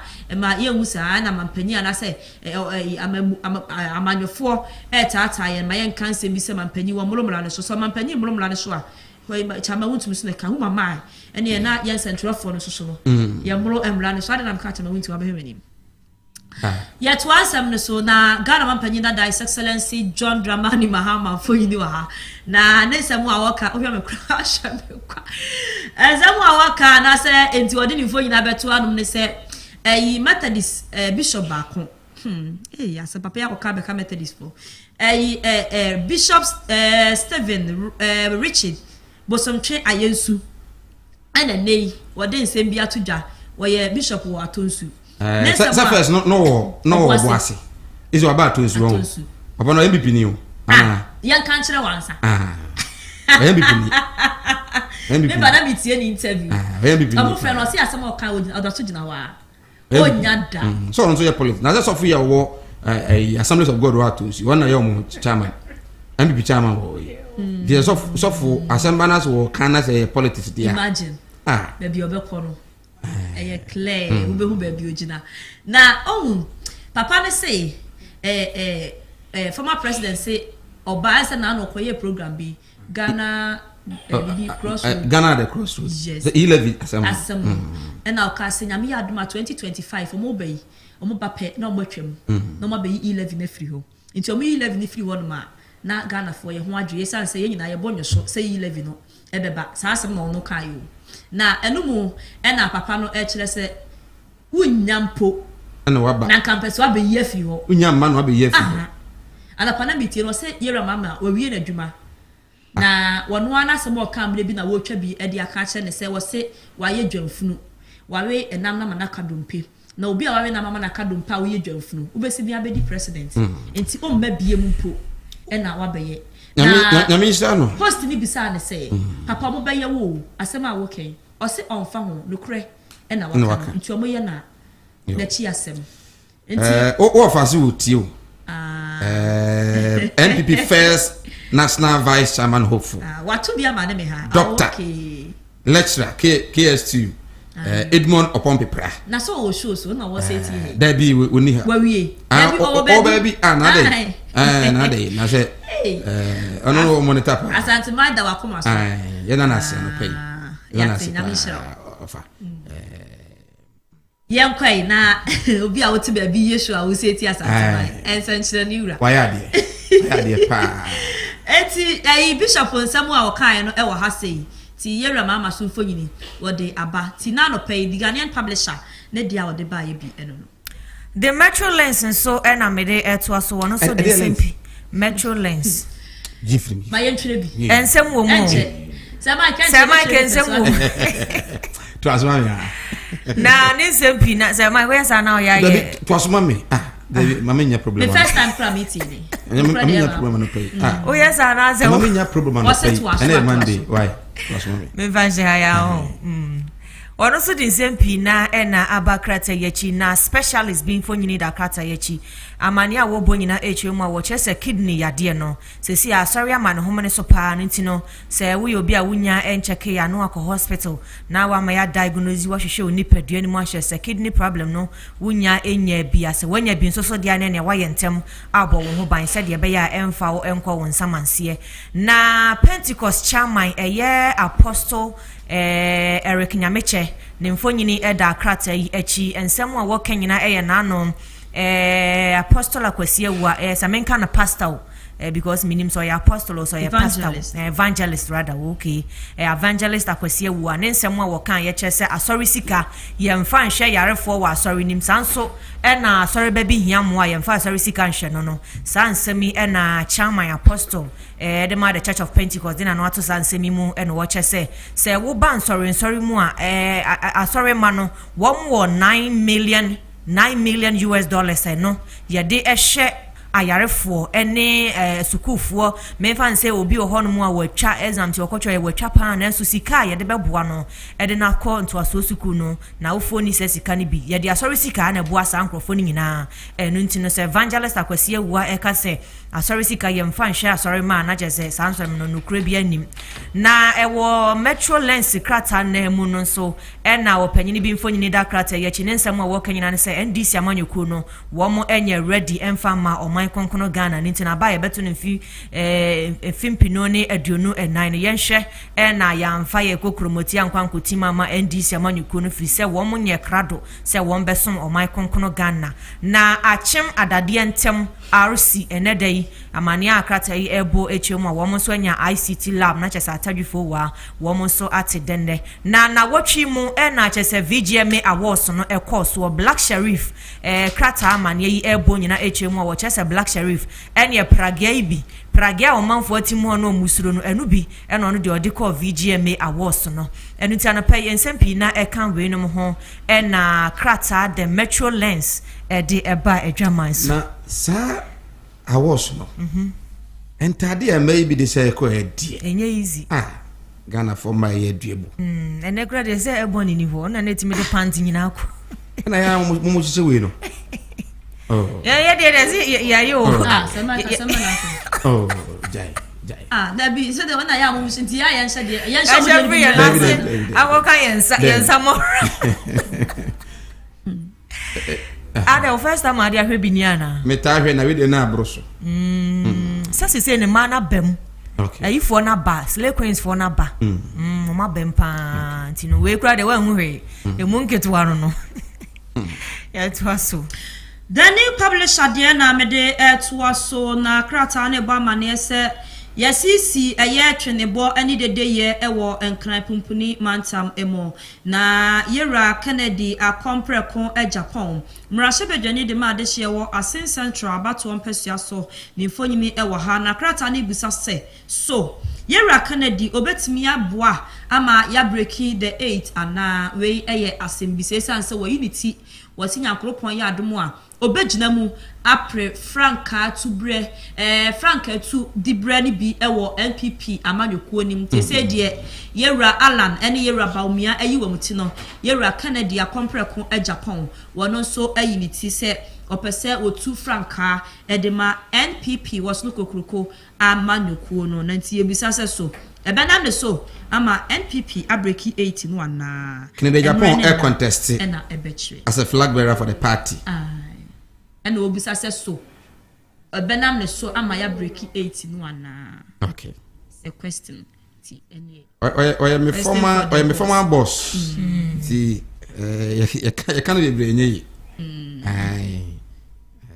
Ken na so on cross 2024 onko biem there be onko as an MP but I all contest or back as a presidential candidate for the party and MPP for mama you muti do so pa na NDC nya bi NDC nya bi na no nya na baba bi batoto mane omo so omo ankasa kro omo nya bi kojobo nsu osi nti na da bia da omo de ma na ma da bia omo de mahama ba those are the three so mayu omo ji omo nim na ebedru one man na obi dodo na beba dodo na ahye but I say mahama te hwiche mu kra no and I think it's a very good decision on my taking. Okay. So I am party. No de mahama ekosa. Mahama te hwiche mu kra that's the confidence and before now on Adum. Ni wa be president. Oh yes. Yet was so dear young fa mama nkodi nkomo akra emfa emra mensia no fokoto aba na omo kra be nkoto aba na very interesting regional coordinating council and that's what second vice chairman elect for the party chama nka mo acha no pay Ebi abako de. Nyame adum na mozo. Nyame adum bako. Ednura amokoto aba Mensianof. Eko saying. Yo miki. Neda sima machia loti funu. Na edika na. Mamena Mensianof adeshie polling station executives. Coordinators. Your honorable member, honorable consequences, Inanasi. Now, mena a committee, election committee, almost started right from polling station level up to coordinators level. Now, almost over to us, right from constituent and ra, a CVA. They know Munasi, regional minister, a Bedanasi, and also a Bonhomo and a national committee. Almost arbitration committee no matter and also almost a better massive sense and someone that walk court near the adeno almost share on the regional chairman and as Nami Busa say and Ramoko Tuaba Mensianof Ekotuaba na mame will be abano if you baby and sandy Ekotu if you baby and sandy Ekotu ya fan easy sir and nipa no boy and yeah more abaso Yokoto aba Yokoto bani atu awi nyame adum winners aba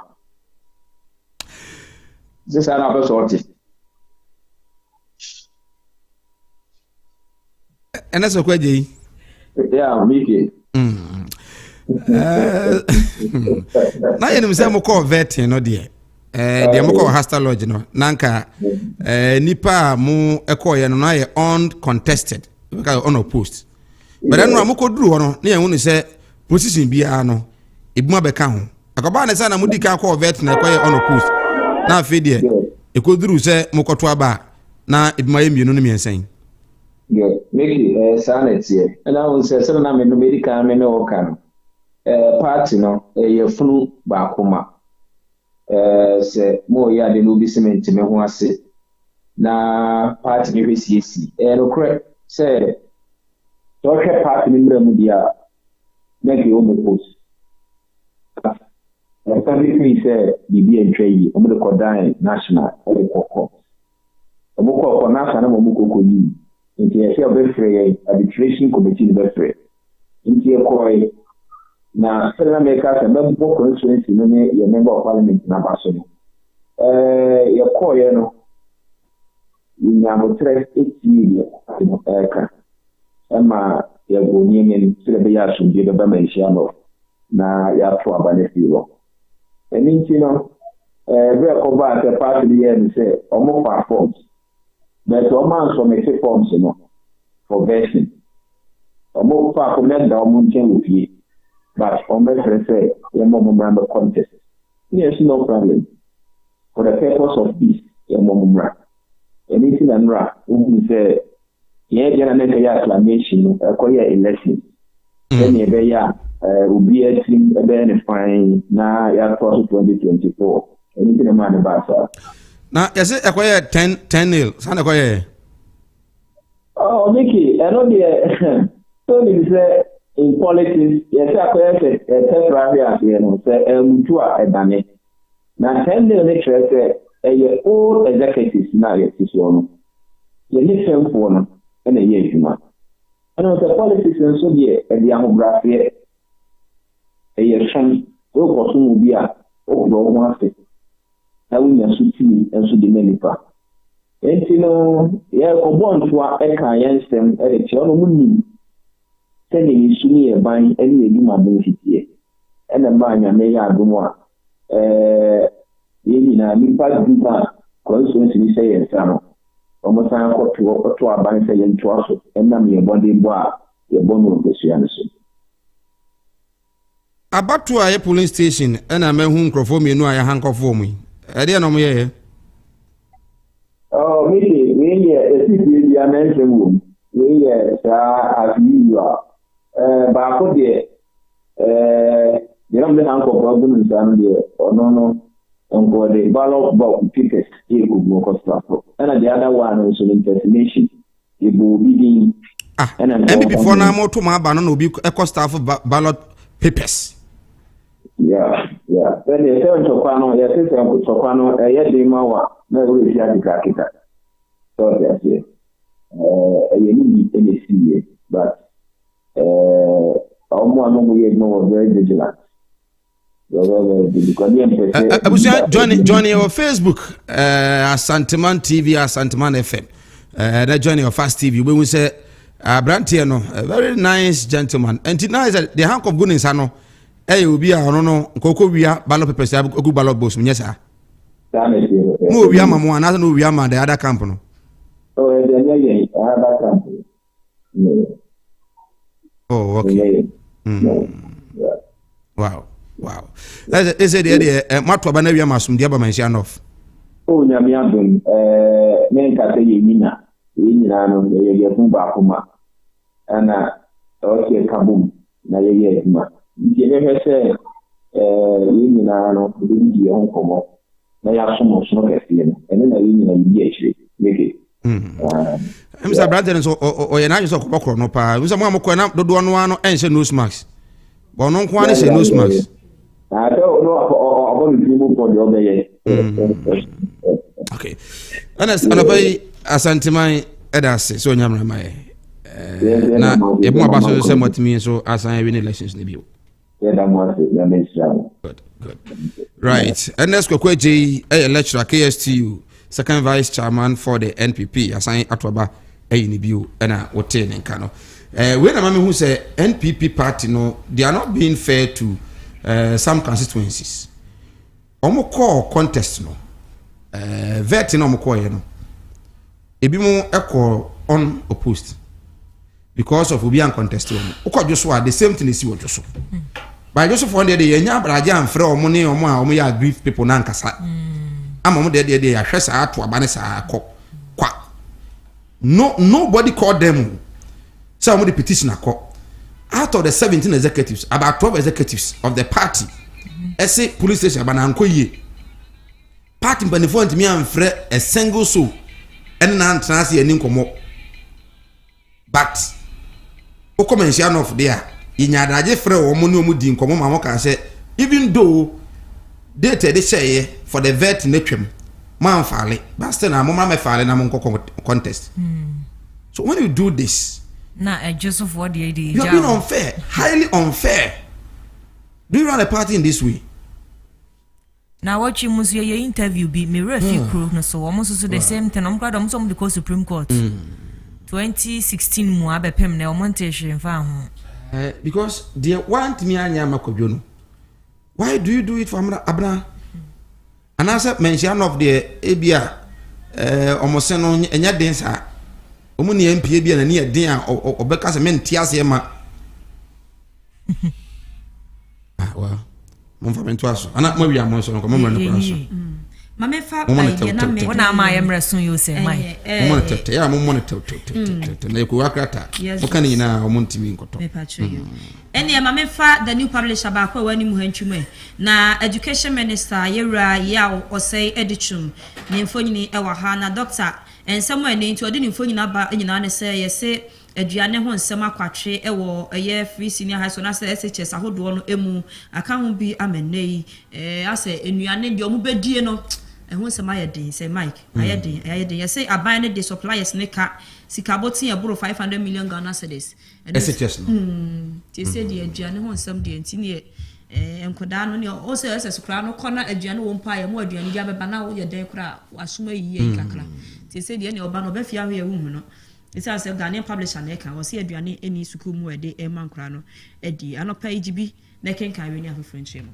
me the daily analyst and so to aso wa ha no so din sempi na e na aba na watchi mu e na tobinko mami eyi no yeyeye na akrata yi echi amane akrata yi bonyina ne se ene top guns pano mu kohie mu e wo honom Dr. Abawumia eko obi jenna nanso kopie mu e wo hobi kanda pa ma Michelle Ayikobochi wo no so kopie mu hobi e na afi IGP o mu nyina ekota tobinko echi e ma ne kra ne mami echi na VGM a wo se course so ye ora kidi ono e na eji artist of the year no so kratai abonho amane e de aba so Mike yen sorry na ne obedwafo nto aso na ensma hodo aka na story bi wo Ghanaian Times ne Daily Graphic mo fa no nwie me na me nkotwa interview bi Ghanaian Times transport fares go up 20%.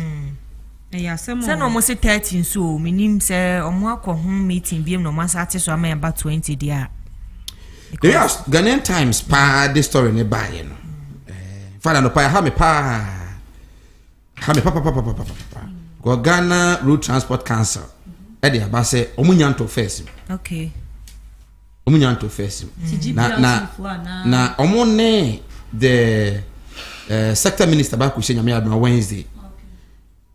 Ghanaian Times also a state-owned newspaper. Okay. The Ghanaian Times cancel transport fares go up 20% due to rise in fuel. Not just spare parts. Nice aba. This is a nation can be because or to nation more. Well, you're right. It's understanding basically a commercial vehicle. No, but a private newspaper should make this mistake. And you think it's a mistake? Yes. That's what I think because Makayo said many Ghana Road Transport Council. That was Enra. Mr. Tim Edin Komo. Okay. Friday no so okay, mama GPRT from penny because Friday no na GPRT for the press release by so much lorry fame 30% a special 13th. Yes. And today is 9th. On say krata no so ya na omo caption na omo deba no ko kind story na hu say details say wo mti we need no but the point is that this is a state-owned newspaper. And I think say that doesn't change anything say state-owned media another newspaper ain't mean for SMBC ma. It concerns the whole nation. Okay. Until some of the bar, maybe who not be a year bonnet. No, what I mean. Until the best they say GPRT for. Maybe can say. So driver mate ni bi. E ka se atoto face. Na ordinate came na wo challenge. Na ordinate newspaper kire say Ghanaian Times aban newspaper say. Because osi go up. It may go up or si go up. That na brofo na yentias. Detail of the story we come na why emphatic and American say omo dey catch GPRT for no now if possible nipa na ne kan no say na Ghanaian Times diaba and pay ya esole ye enti dia na asesa na no na dona bibia timi asesa ensakra ye bia ba na I think say that's the right way to go you be say nipa na ne o kan sa de a and as a GPRT for be kan ye enti ya abasa na ne ye hu because say my ka bu 40 ma ne ma bebe ba e bia wo kan sa ne bia omo from no krampo no mo twetwe mo so mo ma to number 2 see be a GPRT for no and now stating emphatic Ghanaian Times. Okay.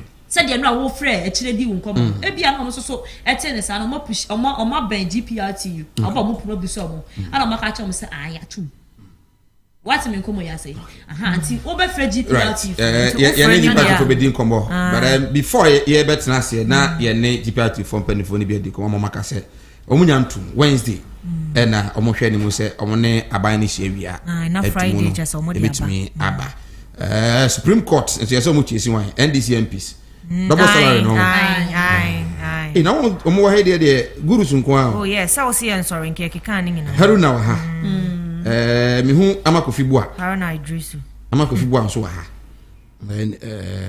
Wonderful oko Debbie Edwin ni okay odododio ana mi hu fifi kote nso ha omu na age double salary e o Ghana ha oh I see so mbetu ya na woni masare bedi akon oh NPP chairman asare bedi akon yes o police station chairman o si 2016 omo man iskase mo contest wuntumi no jis kanidi no jis kanidi and one contest wuntumi nti kanya sad ya nkasa mo na ye chairman for the NPP e de ma Asantehene nti eze de say de wadi awie nti obe contest ne de ya wadi awie say de obe tena bi ati ya oh okay ni asa ba wan ka so mo man iskado so mo na kasa oh was it I was given cash for not contesting wuntumi how much was he given oh sikana maha mo yeso asare bedi akon say he was given cash oh yes at the how asare bedi akon krata na kan krata and krata ni nyina saa no mu nyina kan yes obi kan ni say no obi kan foforo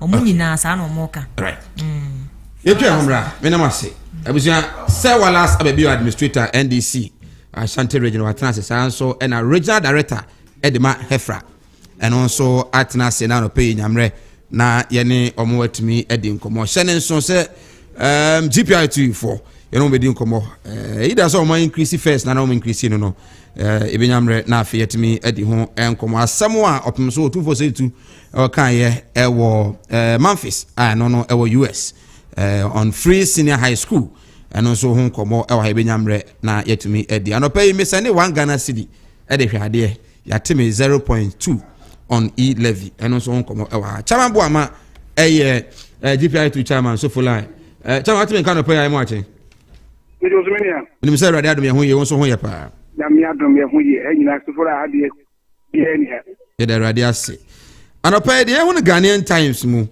and it say transport fares go up by 20% due to rise in fuel and spare parts. Matoto cash into the money. You mean I made it.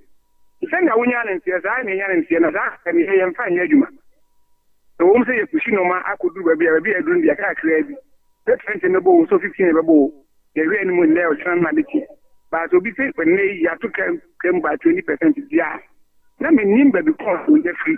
As a Cambodian boy present for Mobusan, corn am swa. We have that 20% now. Kebe, the girls now, no. Then San can circulate the other before I took a semi. They send me a circular message first.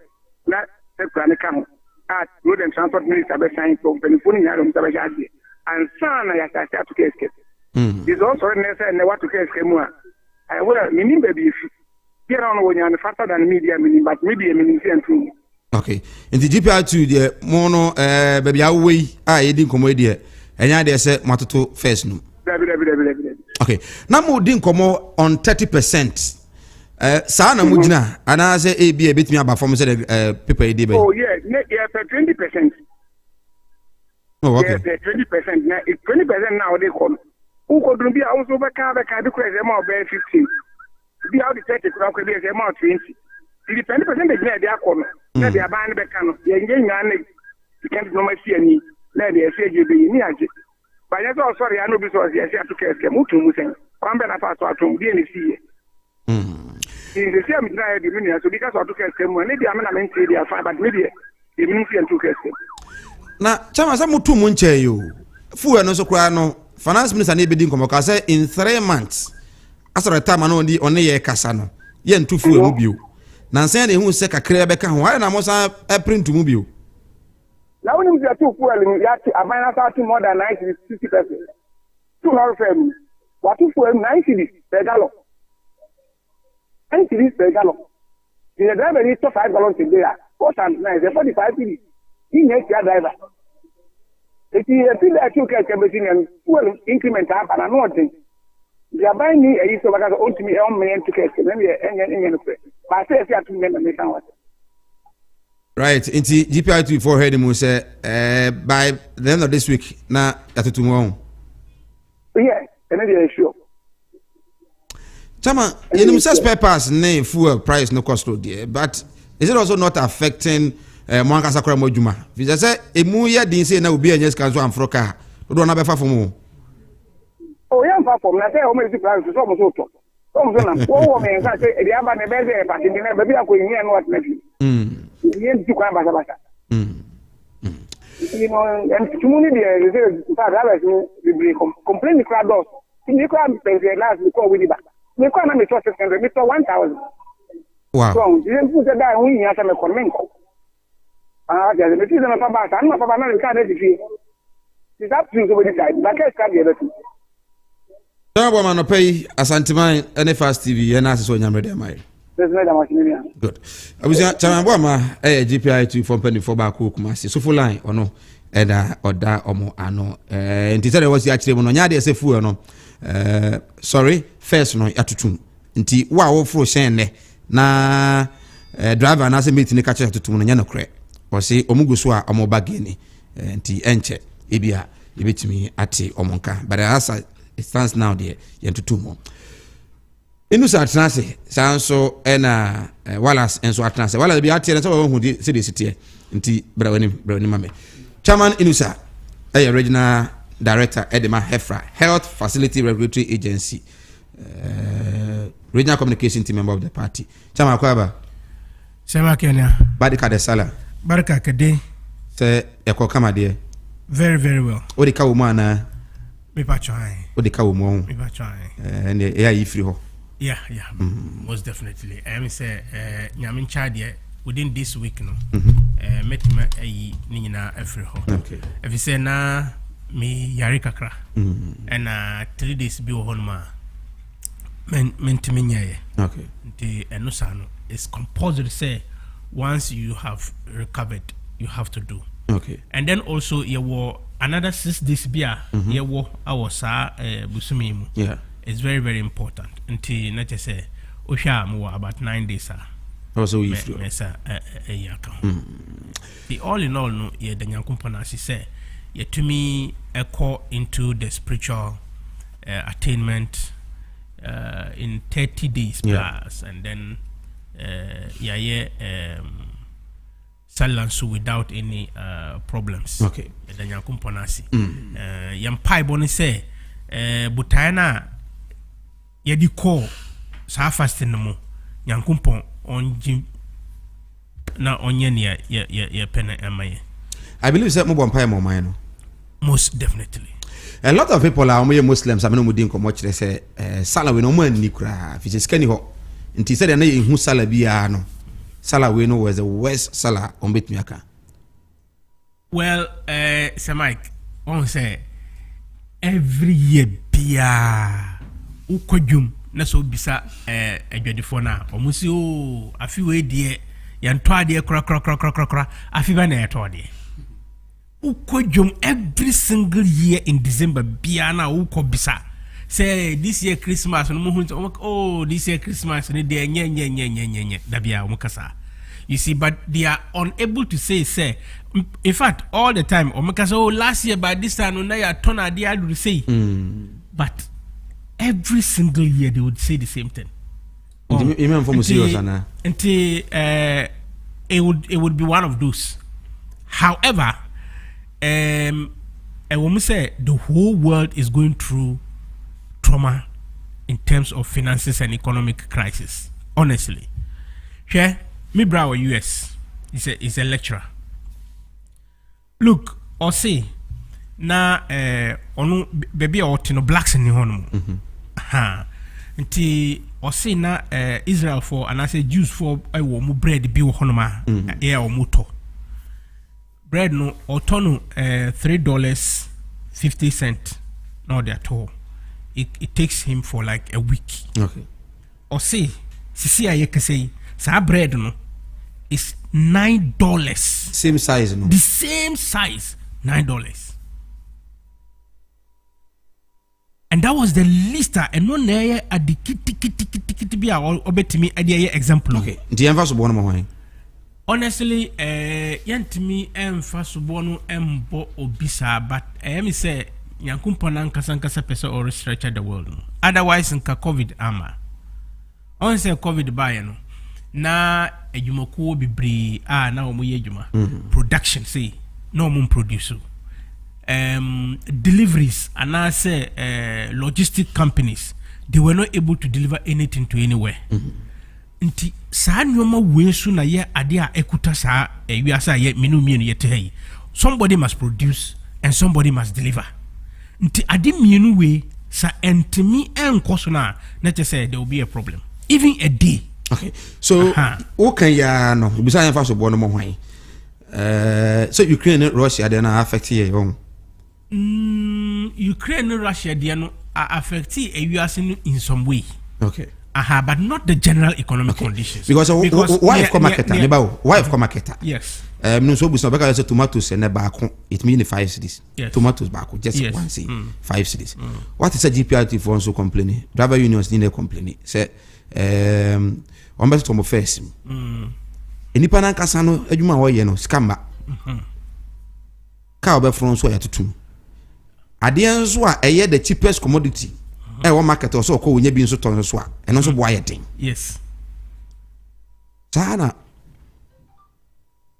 You see, Asamba I was saying na yetia sense. Na enye obi ne butaye say ye bedru bebe ye we.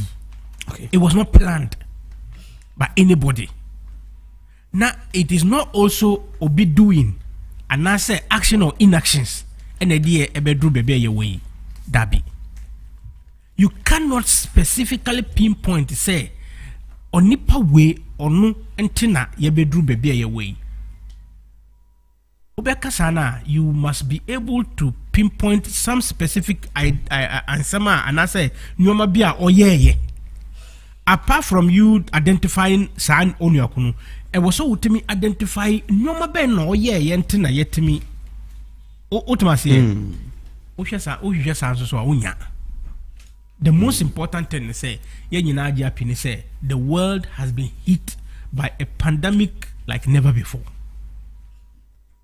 The Mike Urefi say baby ye humanity at the time you were lockdown nipa entimi enko baby are you okay?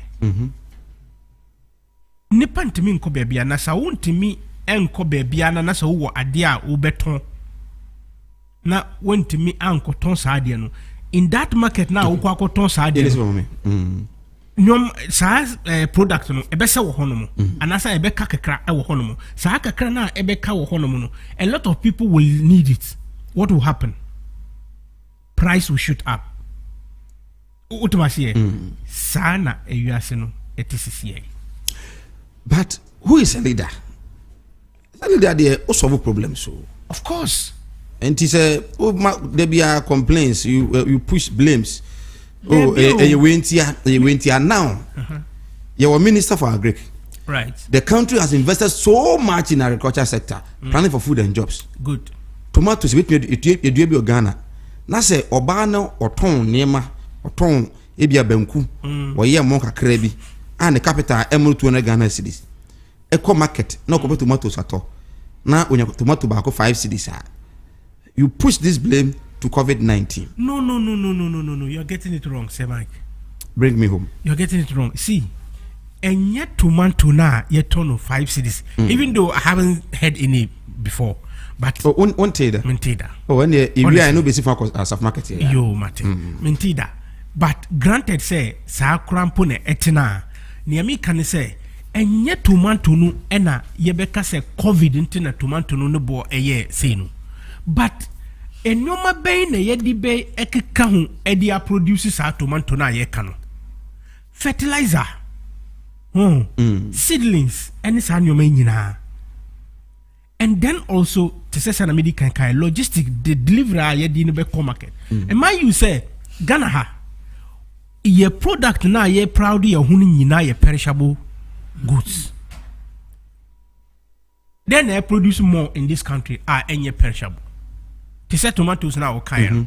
You cannot produce tomato and harvest tomato today and have the tomato all year round. So can't we have the tomato all year round? Can't we? We can. As a country, can't we? As a country, we can because so what have been the initiative? So you're investing into say your rain seasons, your wet seasons, seasonal. Yeah. And to what we can do is say you better invest on irrigation activities all around. And have you done that? You say have you done that as a government? What me say? Not as a government, as a nation. As a nation, for the past so many since independence, we have paid much lip services to irrigation. We haven't been able to do irrigations to say sana was a yetimi as a nation. If we had invested so much in irrigations now, I believe, sir, in fact, apple crampo better produce apple so all year would you then admit say your government Ghana for about the May starting December 2016 Moshe Amamuase January 7 2017 you failed this country because you know the challenges, you know how to resolve the issues, and yet you have not been able to resolve these issues. I'm grateful for that. Sir Mike, Adibakwa, and yes, I madam for too. I like you, honestly, because ultimately bisani pa questiona ama the real truth na nipa bebre ennemono na we yaba na obia etia say adiwe kania no na me hu ni say but papa we explain you know me hu say na eti that is why I said I like you as a person as a presenter. So you see, in this particular dispensation, whenever you the policy biaba na there are two budget no, it is for the good of the country. Sure. It's for the good of the nation. So however, young kind who say your budget bia since independent ebesene ye budget na nyoma ye di tumuni nyinara ye nisika edaho ye di beye. We have always say ye beye akwan we na ye project we nemu project we funding ebe free se wala so hwaba roadway project ebe free se Mike hwaba project we ebe free oge hwaba otumase if in the course of the year no mu ba ko entimi amfa ne dia amma anase odile ne dia kurampo na it will change the cost of the project. Ebimu honoma omu entimi emfa biamba, and that is what makes our budget deficit so huge all the time. Otumase nti sometimes utimi hu say omu ye mischief no meka say and so I'm around about mu dia two budget mu for the past since 2018 and Agunaga Junction bypass and I say Agunaga Junction flyover mu dia two budget since 2018 every year bia the point is that and no HSS our government is edeno edana kumaso say if at any point on yesika obeye so nti sana ade no ti nti e wo say ni party ase say all the time na ye kasa ye beye we na ye yura mfin sa specific ade no e chese e da yakuma so say ye beye but our challenge is say your budget no is always heavily funded by external activities, and that is the problem. So ntina yemu bibre ejidi say the e-levy would be able to solve a lot of problems because e-levy ain't me solve irrigation chairman. E-levy cannot solve irrigation problem. E-levy is not coming to solve our irrigational problem. His Excellency the President in 2016 said they say mobile power that in the three regions in the north, yes, there will be one village, one dam. Correct. The question now is more now more share on Fast TV, on Asanteman, FM, Facebook, and YouTube. More the northern part of the country. what is the state of this one village, one dam? No, it is saying because if we are in a country, you get to say irrigation bit me abwa ama name be a food crops be and vegetables be who say we need a seasonal ones no. You bit me be all year round. Why should the government sit aloof doing nothing for me? And you say e-levy is not part. This is not part of e-levy. E-levy is can you see a tria e de bia koya kwan e de bia mamabunu e de enwuma e de bia say your network we event say your communication network. So e-levy is not there, chairman. Okay, don't bring e-levy into agriculture sector. I am saying I was looking at a policy every year every kwasum. Senebeya will be responsible Ghanaians contribute from our own resources to do the work. Na mean just say e-levy no na ebabeya irrigation no was certain example of homegrown idea. Senebeya will reduce the budget deficit. All the time I be budget na they atum say yenye sika every ha na they yes yenye sika free ha na they yes no. Instead of that no you bet me aka as busu say this particular policy in the country no bet me generate this particular amount of money aye di beye and no say no you vima you will absolute grips of it now say na you be right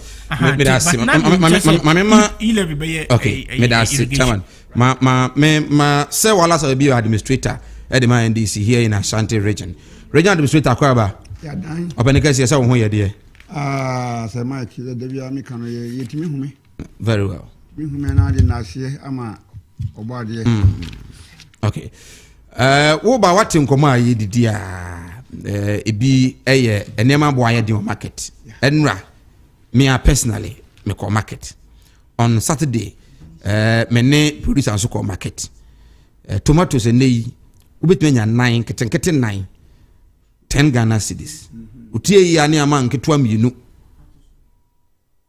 5 cedis na ade ba ko san ha adwene se enam se no bo aye di ntino GPRT for so mo so hia se ebetoto cash nti ade so so haship no aye too much ana say Mike in Mosi say mama is opportunities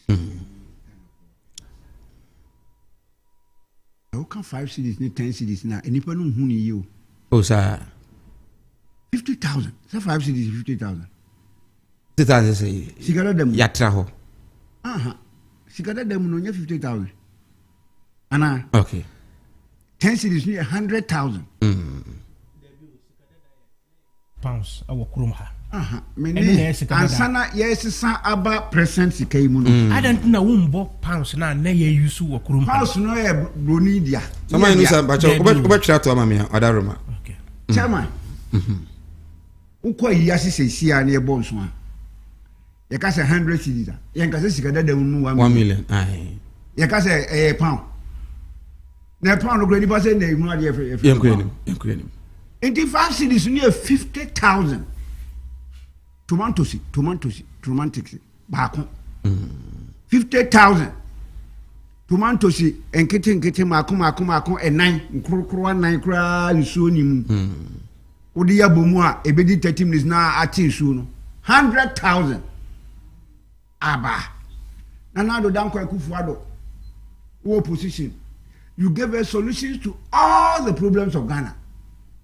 Na fe wabedi adi wadi kadi 4 years afi o se 4 more for nana no 1 more atwemu afi ne wo second one no e bedru 4 no ne ewu ompa ebo no it's a reality said ye ni mexico DPRT no kasa so fulani yeah ebu akwa na ba me free by you so woni mu a chairman woni mu a o ma start o ma to kai mu o ma tutum from ebu akwa nsu ade ye friend say kasa preko yeah me ba kajetia kai bijo paya sofolan nam sa o ko kajetia o se mesi sofolan na damitina mu tam ko now free ebu akwa e ba sofolan 2 cedis 40 pesos okay old fair no metina mu na man 3 cedis nti e duro hye ebo nam so fa mama 3 cedis so mesi san o se dada ino ano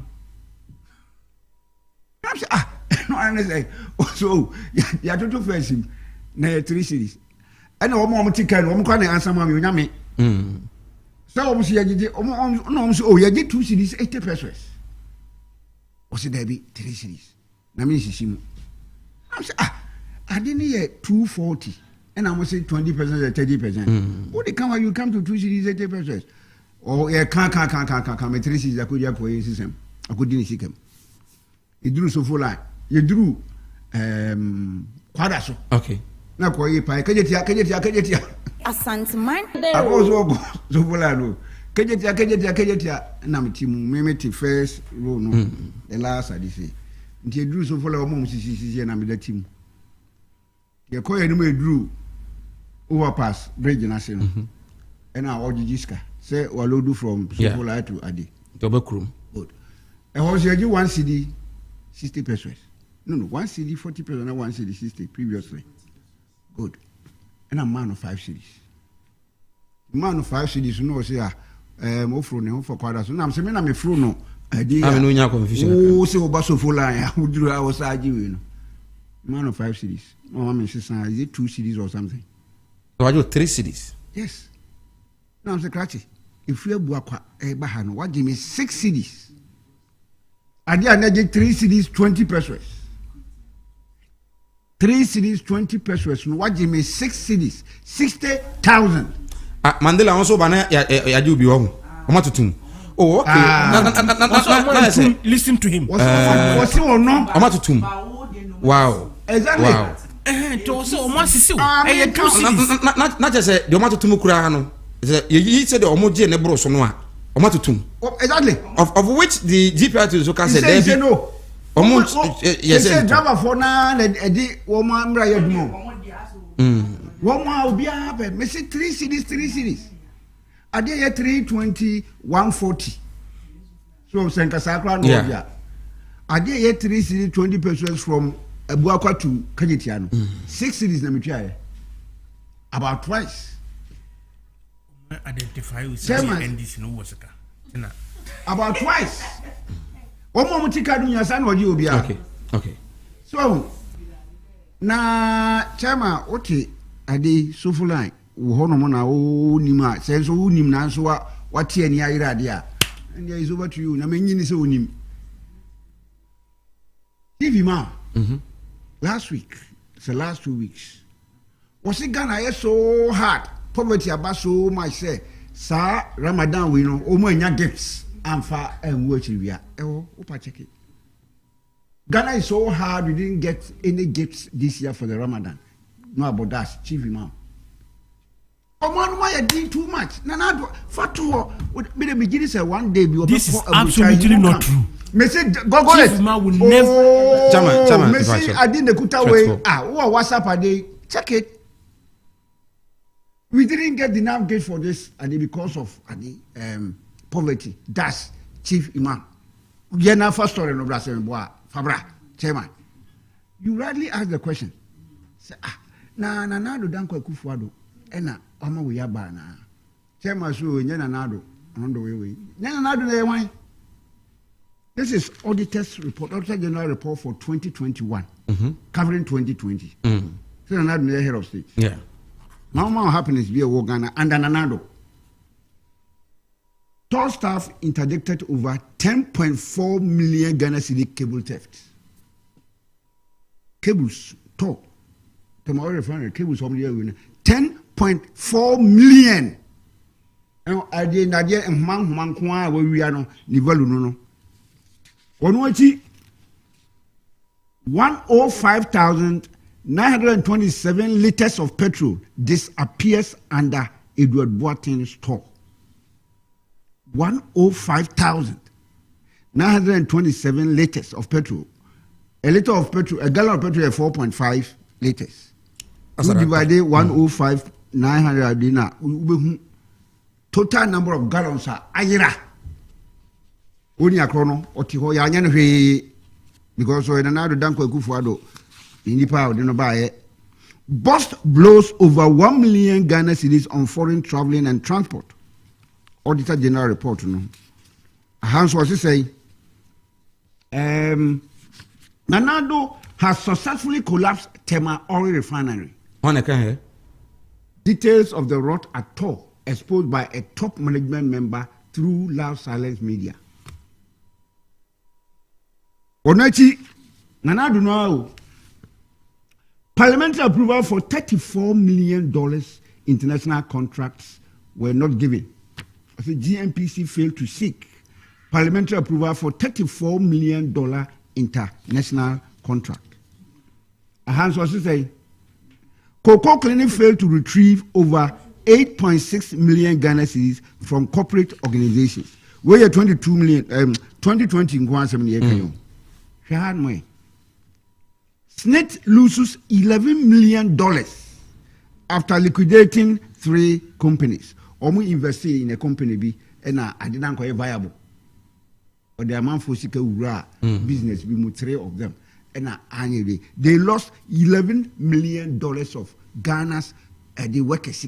$11 million as at 2020. Say 60 to $1 I say 66 million Ghana cedis. And you lose here. Or say SNIT throws away $254 million of pensioners' money given away as loans. Okay, indeed, we no nama fu ebo aye den ana. We no nama plan of food and jobs no buy was the cheapest we know ana. Mike, what do you want to arrive at? Somebody precise over the nation. So we say enema koso say je say koso. Obi ya boni bia na eba bontia e je say atwe oni akrono so. Sadia be nyina they occurred under Nana Addo Dankwa Akufo-Addo. Okay. Yeah, we my last one we know. Last one we from and it be bebre but was say 62,000 Ghana cedis of Ghana Free Zones Authority funds disappeared in transit from Ghana Commercial Bank to Bank of Ghana. Free zones and Omusika Omo Edia to Ghana Commercial Bank. And we see and transfer called Bank of Ghana. Says he cannot free Ghana Commercial Bank or in their books. But Omun Treasury says cano Bank of Ghana. Ayra Ewokwem, Oni Akro yes ano, or baby. All these are happening under the person who said he will curb corruption in Ghana when he was in opposition in 2015, 2016. And to when mina ba now President Beshemi wala kojamu akumina bibio. We have a president who can say public expenditure be cut or be tissue because John Mahama is Ganeska. President we buy Ghana for what time or Mati 2016, 2017, whatever. Yeah, what are the presidential jets aeroplane? Or president no took or trim echo. Yes, for me. Now Addo Dankwa Akufo-Addo say me Kwakuado. Me Addo so ade so boy Kai Addo Primai. Meant nasa we see muda me high aeroplane na a whole aeroplane 1 hour say muntie ni so don hwere ba ko pese o tran aeroplane no na e kwa ye gino $14,000 they say they tum kwa ko 18,000 the latest one of fire $18,000 times 6 cedis I'm being moderate a 104,000 Ghana cedis so you should know for 20 hours obekwa no near Bokabe 3.2 million Ghana cedis. And you are saying, say, and you know, okay. Mira say, Mesaba, 30 seconds. No, was it good morning, Sir Mike? I'm Chris Awuni from Ghana Statistical Service. I like the discussion ongoing. In fact, lack of irrigation is affecting this country. Many leaders seems not to be dealing with it, which is very, very pathetic. I pray one day this country will see leaders who will actually see the problems of this country and solve the problems as it arises. Good morning. Chris, yana sepa na yenchia Ghana Statistical Service for so and anopaying. We say hi, Sir Mike. I'm coming from Atonsu High School. I've been charged 40 pesos in addition. So if the GPI2 man tells you there has not been any fair increase, he is lying. Pa. Good morning. Good morning. We say hi, Sir Mike. Good morning. I like your show. Keep it up. Kindly tell the NPP man to understand that it is not COVID and Ukraine that is making us cry these days. It is act of ignorance and improper management of the economy. Now, Michele, and so dear, they abba, Asase edif your offense. So, see the NPP video you showed this morning tells you that this party is very, very bad party. Hey, bro, last one from here now. If you try Emra, we say hi.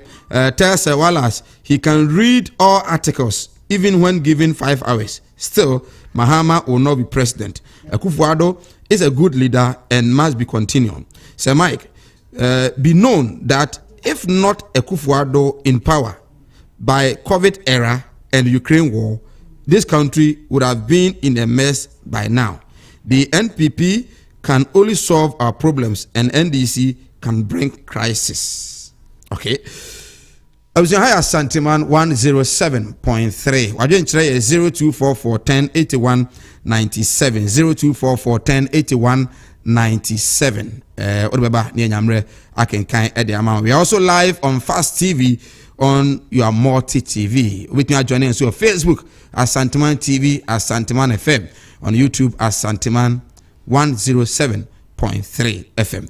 You try ho ajiabo from Krato abasma yeba uremu Free Senior High School home komode I utumfo ahokana monane na afi so the issue of e-levy and pay my catch was me send 1 Ghana cedi na me de hwe ade ya teme 0.2 pesos home komo e wa ha benyamre na afi yetumi adi e ba sisia Ryan Quay. Would you decline? Not me enjoy work if you hack a crack. Show wallpapers, any curtain blinds are, or do you design in the hall and in the rooms? Wash a shack designer while you're form hall. Ne fair. I know yet 3D epoxy design. Okay, Miss Row, baby, free Alaska Star Enterprise. Wallpapers, window blinds, different colors and sizes. Over more than 350 different designs. Or designer as a 3D, 5D, any 8D moral designs in Ghana Hena, Alaska pet, or a man for Timiko to do a part on for chemical said dear treatment, echo see designs. Na Joshua Wa. Say as I saw a meton, then show us you. As a clay design. It's not a change, wow, war, Tantan. Never saying, me Fred Alaska Star Enterprise, and Omega Chemical, a bit treaty, edit 3D epoxy, and wallpapers, a bit design. I had my 50, and then I'm soon cried a woman more. I come go for guess you. One more important Alaska Star Enterprise. Oh, Kumasiadum, Prudential Plaza, opposite to Hua. Akranso, Tiptoe Lane, opposite Circle Mall, and Wakaishi, and Neska Misadanamu. A Benny MTTD, for 0200 281 080, and 0248 315 258. And just some cranny. Sister, you pop some me a day. Mamma Chikarat Kakra, who body way from Papa, who named Sanya Wee, a sexual harassment. A police phobic me at you. Who haven't police to me at and a gummy bag. Some Luxelite deodorant, a Madieni, a Memansudini. Wow, Luxelite deodorant. Said it here, European standard power. Enka won who saying, now would Jerry Bobby Gumo to Mua. 48 hours. Ramsa. Let's just say on a horror, a mema dear storm, run wild. And a legend. Sanetie. A man should hear obsession, instant crash, and a mademoiselle. More and a temptation, and so both men and women. Kumasi to phone for 0240 15 2204. Accra 0248 315 258. Luxelite deodorant. Nikopebi over the nearest cosmetic shop. FDA Aji Ejedi Nkrato Yatu. Don't come me, Mister. Don't come me, Mister. Don't come me on the way. Mister, don't come me. You'll be a Bayajina to no assign Kratamano. She said, "Oh, pursue Papa and Papa, shed Papa, and Mister. Don't come me as well. A engagement, outdooring, wedding away, and a Jumakona woman, ya shout to a say suit and a sham make come for Mister. Don't come me as well, Yama. Mister, don't come me cry or heifer. Mister, don't come me or boss from my bronson or so on my Frabon son be Mister, don't come me or be a better. Now, face so we're teaching the bench yet, now open the number now. Frahoma true for 0249 0928 024 Mrs. Subiem 0249 092824 from Mr. Don't come in Nadia Upebia on Sabeka. Don't come here, don't come in.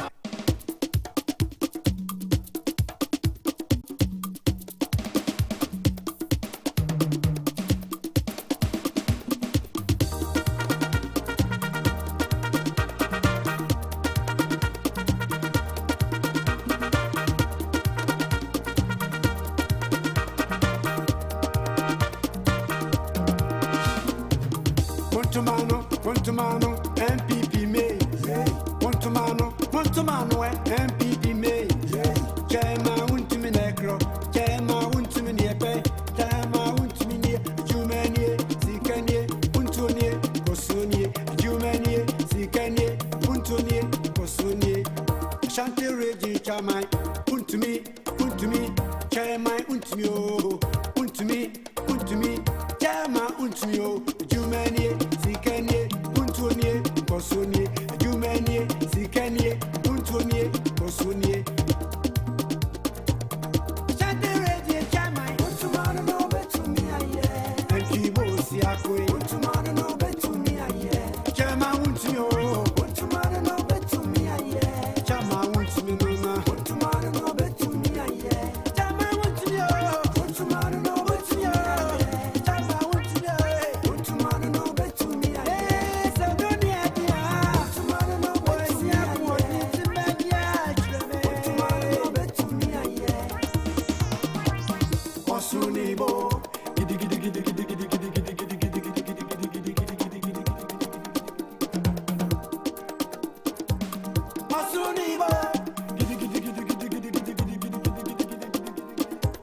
Musical instrumental, ne wofo, ne da fompa, utoni nyina, o KFM Limited. Yes, you are your phones. One phones nina, Wakrafi UK. Hey, any papa, papa. Sir Mike, the only say in the Ashanti morning show. Sir Mike, our home will be Yemfasira Emfa Emma was Ogusuti live on Asanteman 107.3 FM. Also live on our Facebook, Asanteman TV, Asanteman FM. Join us on YouTube, Asanteman FM. Live also on Fast TV, on Yamoti TV. Meeting Edison Mike and I pay Beja Form number 5 the Ashanti Regional Director at the Health Facility Regulatory Agency, Charity Akan Hefra, Regional Communication Team Member of the NPP, Sedu Inusa, and then the Ashanti Regional Administrator for the opposition NDC, Sir Wallace Abebiu. Alaska Star Enterprise men kan cho say eni akwanya na ba e de amount e we say o shop on e fe o dem e fe ho ya kono ho ya nika na obi wura ho a ode ebu kase pa etumi e de ma wo enti eni office curtains no ahodo ni nyina ebi e wo ho enkane no e na obi won se de ntomago bi na e curtains da bi eni de ni na na twam basically de curtains ni na twam ko na kwaje quality ones no e free Alaska Star Enterprise na kache wo papers no so no do no ano e na wona kache bo no wo fompa nti utwaniti a e ka se eye affordable afi wonya bi entimi emfama wa kache ro se bire bia no a e bia pese obi studios ana se obi shops bi na opese decorative man ye kama o de be fa ne nkola no monko hwe ho omko hwe ho be hu kala se bitimi aboa pa adwuma na wo ye no e ho na ombetimi ama wallpapers na office curtains no na afi etimi adimu e de ama ma office nya fe o de mo nya fe na afi no enso entumi emwa omo ewo Kumase Boss FM adum omo ne Boss FM na yenhwe ne mu Kumase adum omo ne Boss FM na yenhwe mu nti odu Kumase a adum du kageti aso ko adum biso bia bisesa ko Boss FM mu ja Boss FM wa to ani a mu sa bro satin tintin bi ho omo de an ewura uduru a o se me behwe Alaska on be kire na afi wotimi ato bi na da akosisi wo dem wose utu zo akoton a wo ba no ba ye hyehyeye wo be fra Alaska Star Enterprise e was 0554114878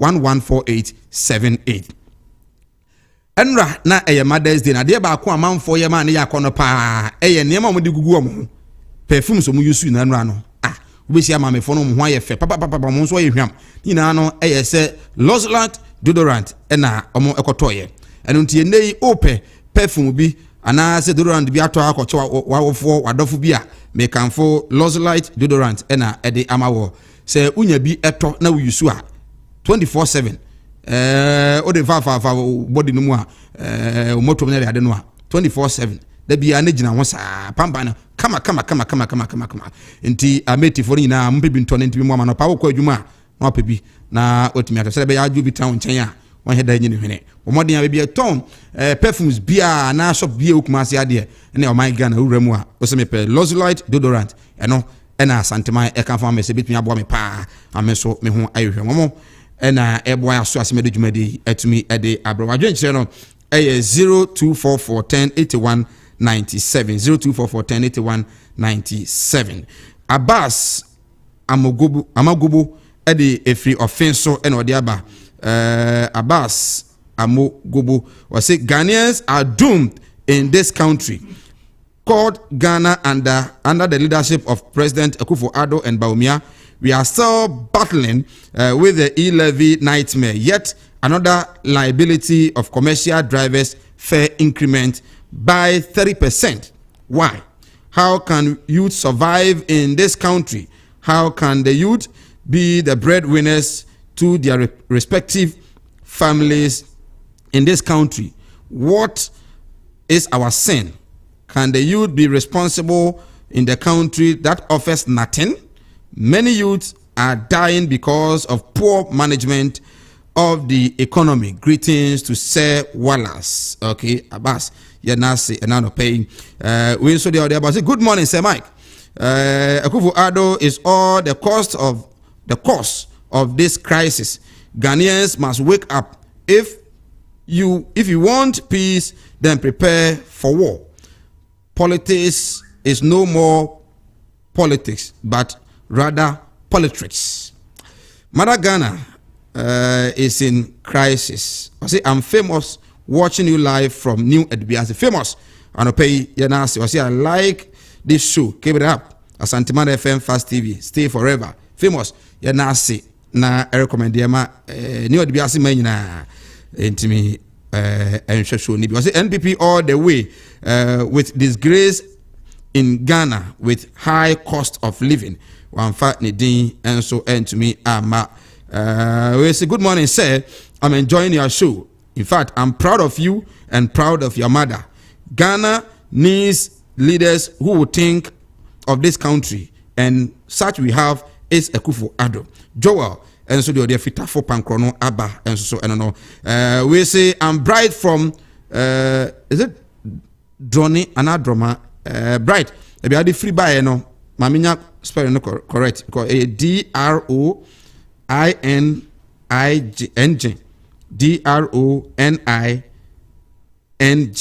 So what I don't know everyone say. Droning. Okay. Which region? Okay. Was it please? E-levy is the robbery because the nation takes tax from the network providers, and the levy is part of the activities.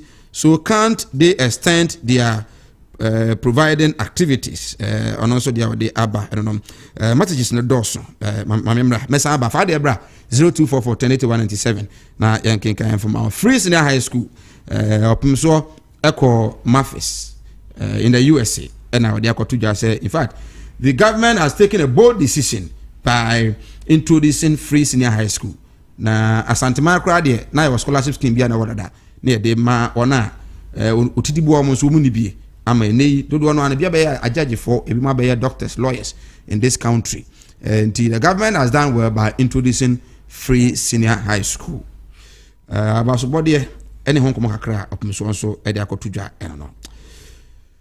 Okay, so what has mentioned free senior high school?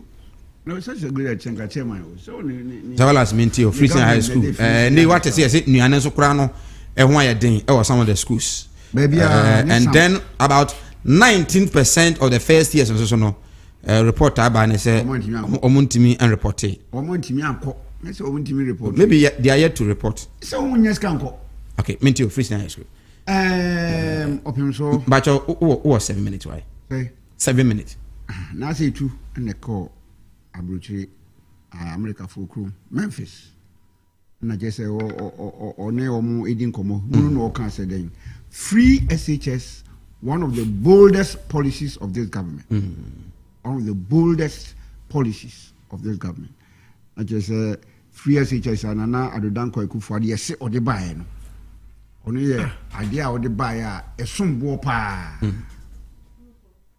na o say according to him na now pension no the policy had expanded access to SHS education, in particular stressing that its objective fit into the effort of an educational foundation the kingdom had been running since he was installed.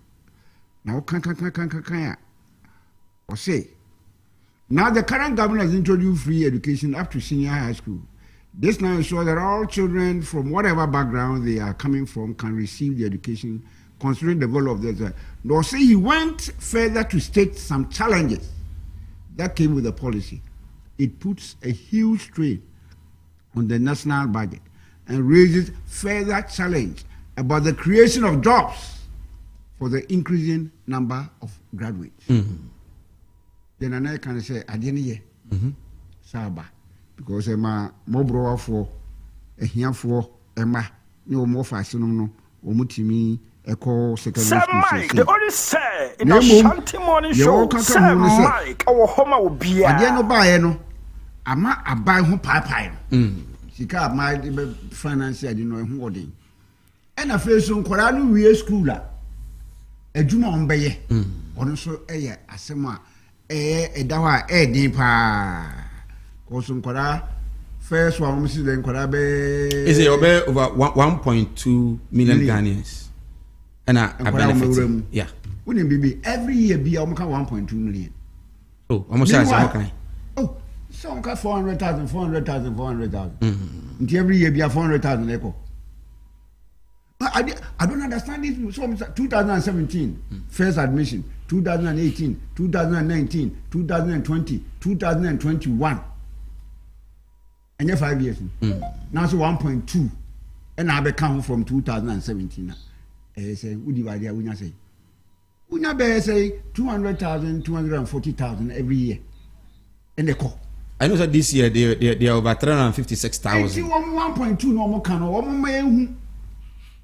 say if what they have been saying is anything to go by every year 400,000 crown 5 years we need 2 million. Until they normal can 1.2. Okay. We don't get that. Oh, and the entire me can say idea almost say almost the buy. I tell my better money. Me so I say cry under tone, but me tea my son sharp. And then another danko Kufuado any MPP and a day free senior high bagano. I've been saying it. Because a mass free senior high fine. But that the progressively free senior high a bagana is starting in 2015. More we know. Mon franka abasa magobo bi chamo ofinso yeah ene Yakubu Tony Edu ni Yakubu Dombote ene amankwa Ameriku ene yenkrofo amu ye cheche amu nyina enye na nado dankwa kufa na dia di bae mon fa mo adi na mon check the story is there. Press Mahama launches free SHS, commissions new community day school. This was in 2015. What say President John Dramani Mahama on Thursday launched government's progressively free senior high school program for second cycle students across the country, optimistic that the intervention will scale up the quality of the needed human capital for the accelerated development of the country. Or say, consequently, in fulfillment of this promise and in accordance with the directive of the 1992 Constitution of making secondary education progressively free, government has released 12.2 million Ghana cedis to enable the Ministry of Education pay for first term of 2015-2016 academic year. Yes, so now understood. What shall I say with today? Exactly. We started with this student. Maybe, in Parliament, and Education Minister, Kasa. Monfa, Namonsan such a story and was say, the then Education Minister, Poku Prempe, and AK. We inherited huge debts at Education Ministry from Nana Opoku Ajiman, dash Matthew Opoku Prempe, 11th of August 2020, in Parliament too. In a statement to Parliament, the minister said, We met huge outstanding bills under the leadership of Professor Dean Nana Opoku-Agyeman as Minister of Education on key supply for education service delivery. Only the second paragraph. Third paragraph, fourth, fifth, sixth, seventh. Seventh paragraph. Mr. Speaker, it is also instructive to note that under the progressively free SHS policy touted by the NDC when it was in power, they left arrears of 30,120,552 in respect of the 2015-2016 academic year for over 300,000 day students on our account. Okay. The next paragraph, 8 paragraph, or say. I got 2 minutes. This has since been paid by the government. Nothing at all was paid by the NDC in respect of the 120,000 boarding students who were admitted in the 2016-2017 academic year. Okay. Until day students 300,000 over. Boarders 120,000 as at 2016-2017. Now, Enquire more 420,000. So Optimizo had it wrong by saying say the NPP Boldest decision. Bold decision, but we started it. Okay. This is what I'm saying. And your NPP in started here. Now you can't say very review free SHS. Free SHS. Last year, last week. Edebe Nana Adodankwa Ekufuado Ekaye. Nana Adodankwa Ekufuado say flashback on why in say you in Sabunkum no date in Ghana for so. Huna where the monche check in or say free SHS. Now the colon aba. Mahama's review means cancel. Pass Wasi to shame NDC. That's Ekufuado. Mahama can so be review. Ekufuado call is it a dogono and one of these secondary schools. And Oko can say Nana President Mahama can say obe review free SHS now. Asanteman enti monko munsia de na monko passe na momma nani emu President Obokutia Okoka no hin on the second day of his 3-day tour of the Greater Accra region. Mr. Ekufuado spoke to the management and students of St. Mary's Senior High School in the Ablekuma South constituency. This year me wa and akodo upon kromase na na do danko Ekufuado aka kire ne say one review free SHS, NAPCO and others. How my report say Ekufuado has instructed that free SHS other 15 flagship programs should be looked at upon Nkrumah March 21st, 2020. And here Busa said you can see a review are there in 2020. Must say 2020 review means cancel. Say no Nana do danko Ekufuado so be review free SHS no. Nana who became and that's a review no. Come on, Bianti. Okay. Say review no just sir, what else? I'm grateful. I'm very grateful. Mamen call Chairman. Minti free SHS. I'm so too for Mabasu, but what touch it on say students no baby school no. And say was some do go come the mobile ejuma mobenya etumi aye. And then others are also calling for review. Yes, in the answer why then pa or various SHS schools no. Ni anem ko. Mintio. Right, Medasi. Na before me honomu. I've got a message from Alhaji Dawuro Ibrahim. Okay.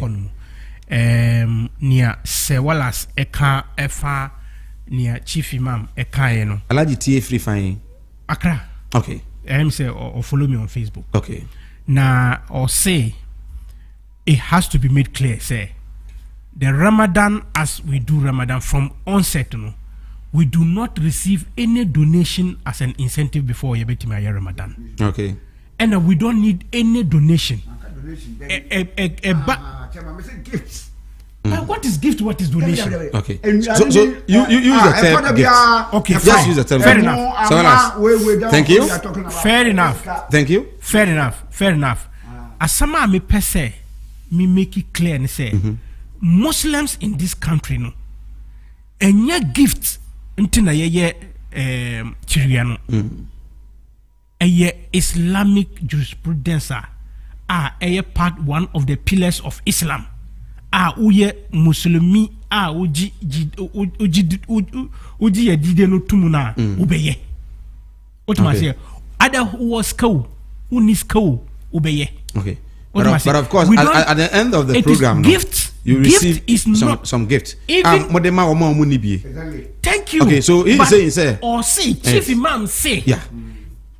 A few no, ya gift inti ama Ramadan na ye dene. That is exactly what you said. Okay, so he's here. Can you okay? Yeah. A few no, esan so man no ye dinti wo ma nya sa gifts no. Mankasa adi amananje de mankasa. Okay. Omo enya because there has been hardship. Okay. As some make it clear. Is denying the fact that Chief Imam can? Yes. Okay. Because that's the bone of contention. Or see, Chief Imam has never said anywhere that things are hard. That things are hard. Yeah, we couldn't receive gifts for Ramadan. Okay. Chief Imam has not said it anywhere, and he sent me Chief Imam's spokesperson's number, which I will forward to you. Okay. I implore that most of the time, and I say all the time, no, religion and freedom. Nah, it doesn't augur well for us as politicians. Okay.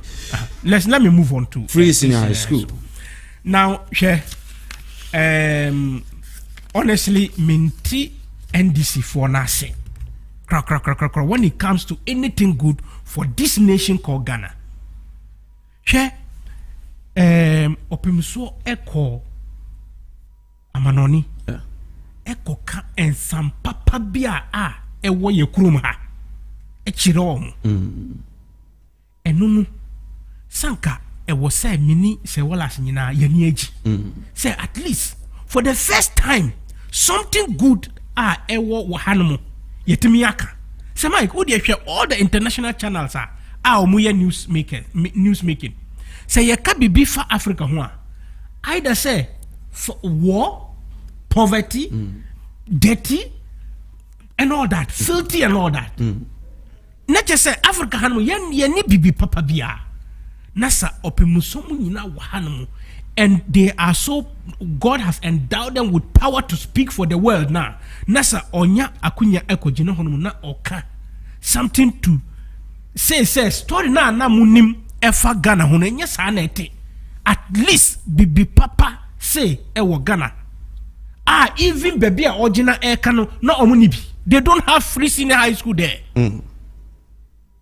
Nti ye kasa asami nanka ewo say minister Wallace ya bona baso. These are the kind of leaders with impetus yepe senebe o metima kabibi papa efa Ghana ho. Now what emo omaimu na sa usu be ye ohun omambofo na country broke or country no broke ya nyina ye no dey inside. Nti hwe anything good for this country NDC is against it. Now let me say NDC has never ever, they have never started free senior school anywhere. NDC never did. They cannot come around to credit bia and fataomo for credit for free senior high school and fata NDC because omuye advert baku 41 edia tiers free senior high school say free senior high school and yentimi nyane chana just say 20 years from now. Didn't they say that? It did not on record say NDC yentimi nye bibisa. I don't know ome dane omuhu ebeji credit esan say adena ye successful nti. But it's a known fact. It's a known fact that they started with the day students paying part of their fees. What did they call it? Progressive free senior. What do we call this one? Free senior high school. Where is the progressive in there? Where is that progressive in there? Why can't you be bold to say me did it say walas? But enurano udi di bibi say walas. Esen say ene say walas e win lurels oji ewiase nyina no nti wo pese ye fro say walas but niana e bata wo hu enurano e wahin. That is what they should be. Look, they have never started free senior high school. They have never believed in the Ghanaian. Never. NDC has never believed in the Ghanaian. Near Opimso Esakaya Omu near Jimmy say when he made mention of the free senior high school giving opportunity to the poor and the poorest in this country to be educated now. Share and ono done is say adibia a difficulty emaye dabi eye adipapa emaye nemu na opimso epa say as a result no we are now getting more graduates that are even coming much more into the system. And no uyo obia wajumu dona. You can be thinking of what was he trying to churn out? What was he trying to tell them? He said, in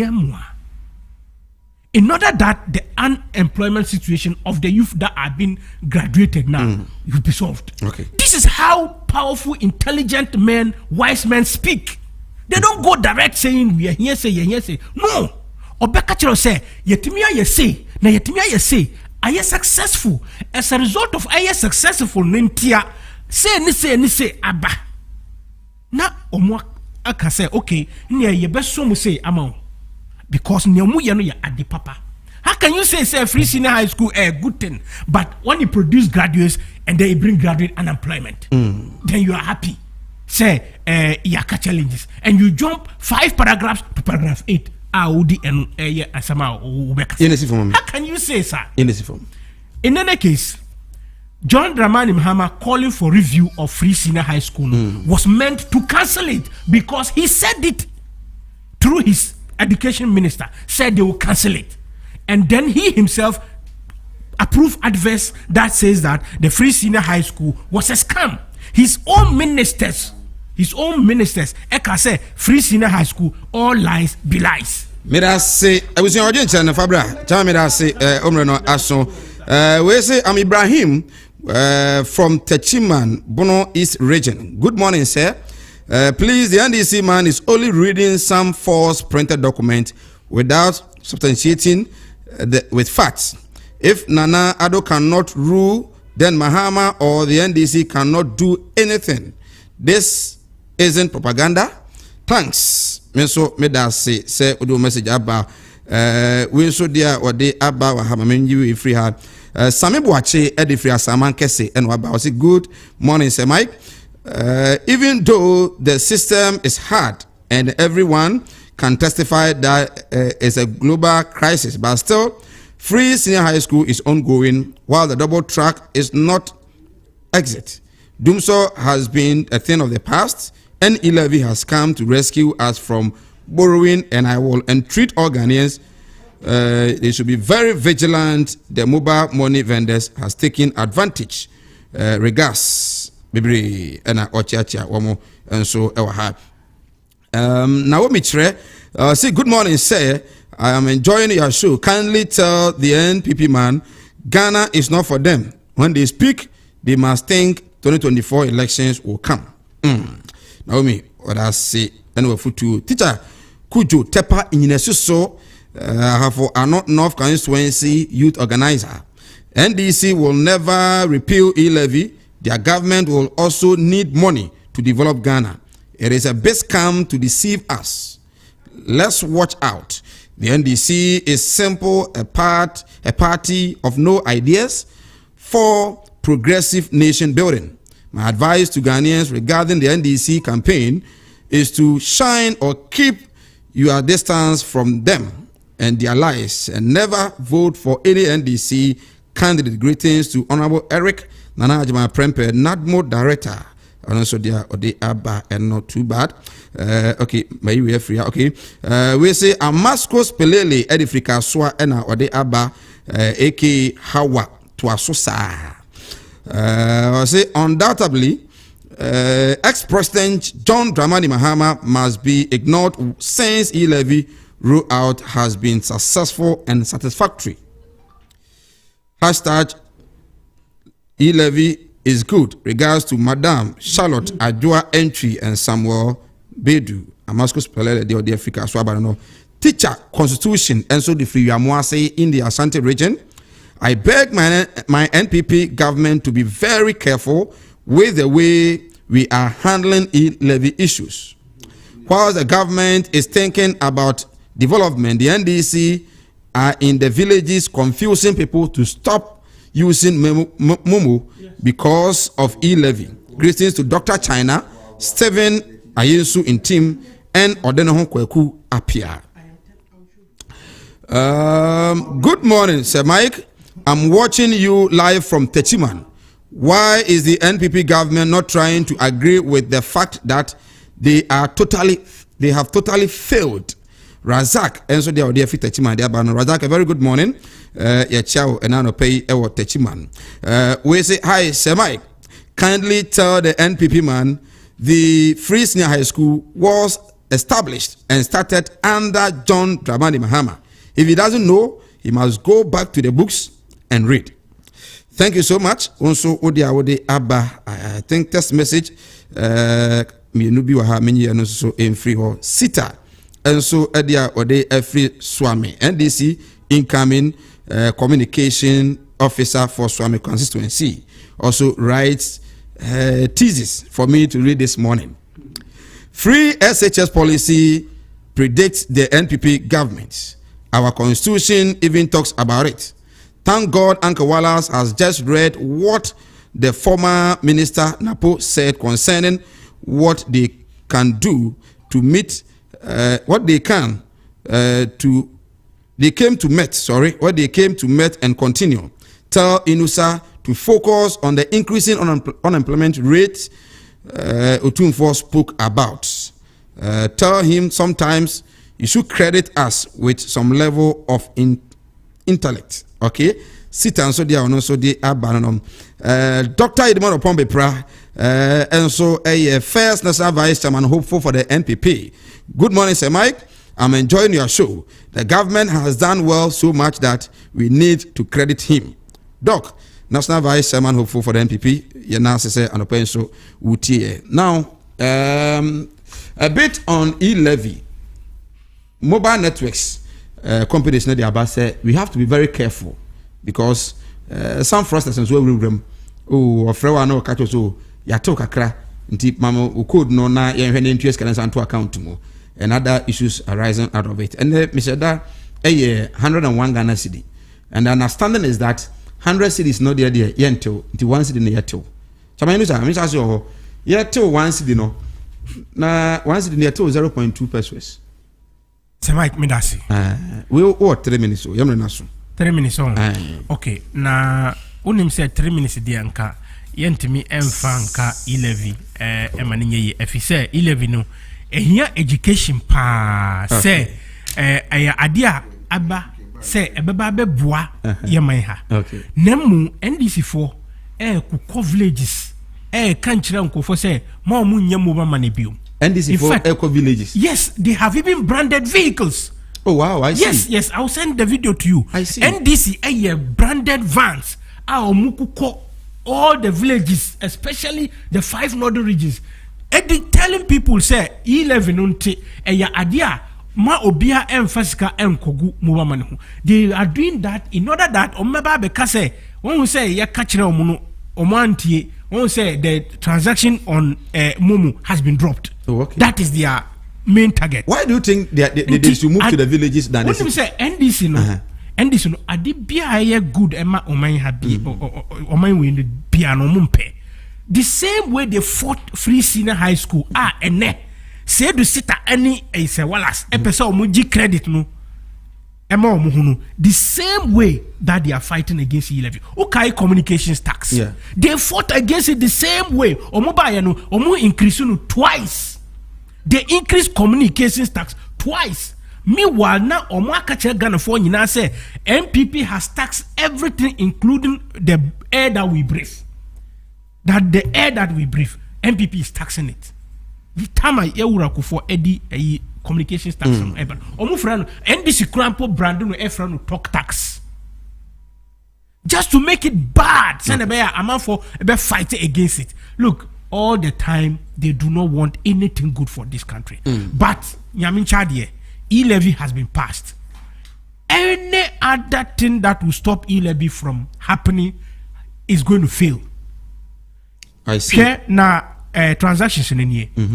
if so sorry anapa na sa useni 60 cedis obia enti hwe useni additional 40 cedis to make it 100 obia enti hwe but from the 100 onwards no useni even 1 cedi na the transaction will take place on that particular 1 cedi per. Yeah, but not the whole. There has been a lot of messages. Exactly. Viewers, listeners, they are Why should that happen? Because this is the network companies that are doing the deduction, isn't it? No, it's a GRA. GRA for formula no. Okay. To put it onto their system, a friend of Fandamo. Okay. To put it onto the system. And during the process, no, nipa na oye. Key in the formulas, not say a computer, a robot. The state to produce the same. So way the state could not plan properly. No, it's not so. Say Mike, unim say anything on earth, you have to start it. Na challenges naba na wasum one after the other. Listen to this message. Make sure say I asked this question because of what an IT expert, Doria Banono, was say, good morning, Sir Mike. I'm Jones Anoche, watching you from KNUST. I can tell you as an IT expert, it's either the state could not think properly by instituting the mechanism for deduction, or those who were put in charge to do so are trying to sabotage the government, because the network companies will not deduct you more than necessary. How come the government deducting more than necessary? This is an IT expert talking. Sir Mike, I am telling you that even though or you're IT expert, we are not novice in IT industry. What must I say? Me count and mobile money in MTN eba Ghana. Okay. What must I say? The first phase, we faced a lot of challenges. Okay. Answer a take it off. Right. But I say, until he cannot say for a fact say in IT, oh yeah, BB, anytime oh yeah, BB for now, you won't face challenges. Let us say, Sewalas, Mintio. Sir Mike, Mr. 5. Mr. 5, I mean, no, and soon I may. Mr. 5. Very well. Mr. 5 with you. A year bisano. And he made the way any and a year nebaso. Oh, fine here. Kumso. Kumso. Oh, okay. Manso. Okay. A quine yet. I could for the quite. Okay. Young Queen, we 11. I count 2 minutes. Oh. So what has met you? The American one. Or say Ghana is hard. We didn't get gifts for Ramadan celebration. Site Benedict by Kasapa FM. By Mfansima Chief Imam. Oh, it's not national chief imam. Make I say national chief imam. Okay, chief imam. You said chief imam. I said chief imam. But you didn't mention either is national or whatever. But in this country, so yeah, chief imam. So yeah, I did Mfansima chief imam. Chief imam. Okay. And the important thing is that. So as you have 2 minutes. The Mfansima municipality chief imam in the central region, King Mohammed Said, has lamented how the current economic hardship facing Ghanaians resulted in the inability of corporate companies and private individuals to present them with its gifts during this year's Ramadan. Speaking in an interview with EIB Network Central Regional Correspondent Yao Buajan during the celebration of this year's Ramadan at Mankasim, the chief man said Muslims in the Mfansima municipality were expecting numerous gifts from the government officials and others, since this is the first time they celebrate the Ramadan publicly after the COVID pandemic, but the expectations were not met. And you know, Oman, why was it the bottom of the monkey is very hard? I could have just one for hard informal sentence. Was it the bottom of the monkey is very hard? Ghana, you hard turn bottom of the monkey. Sure, yeah, by your way, no, Ilavi, a hunch and somebody, only Sansuma, MP before Kanye. It been American say, I believe in history. I go back. Fuel prices will never increase again in Ghana when Ghanaians pay the e-levy. Yeah. Even I remember the finance minister, Ebeka said for 3 months there, good. But last week, I understand say fuel no ya 2 more. This weekend the cry. When has e-levy started? No, is that? He did not talk about e-levy, but he was giving assurance for 3 months there will not be any fuel price will never increase again in Ghana when Ghanaians pay the e-levy. You try E11 no separate forget getting new roads without E11. Chairman Sambu to tell Ghanaians. I have to say,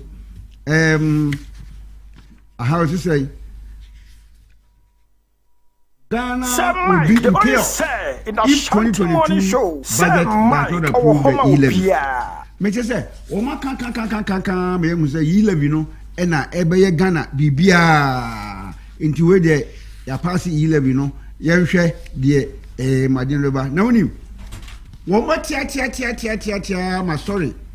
Woni akra o managi eje say E11 waka bibi wa ha. Wo say. Ono wo kan nyame a.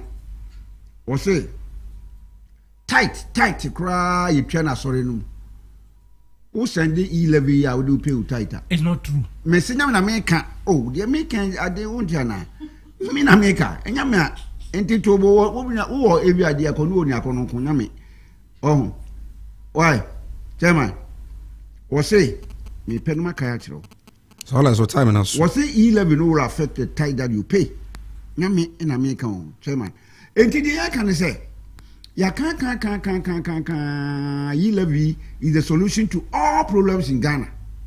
Ena ya pass ya mama. Right. In ya pass ya mama na your friends say mudi ya dumai we expect say mudi osie ebeye oyo. Na me send this sika 1,000 cedis akomo. Emre bi atwa monaka NTM for 10%. Yeah. Apart from Saudi, they are betting 0.75% or whatever. Now the Danko Akufu Adon is betting 1.5%. In this percent only across what the other ending. Unya 1,000 I may send in now. As I said, MTN for betting 1.75. Ewo mimi ho imboa. On betting 1.75. Ewo ho. On betting 0.75. Me see MTN for. Right. Miami on one and two. Mama, dear, see, Miami on one and two. 0551 384 493. 0551 384 493. 0244 1081 97. 0244 1081 97. Hi, Asanteman 107.3. Also live on Fast TV. Oh, Freya. Irrespective of maybe our free.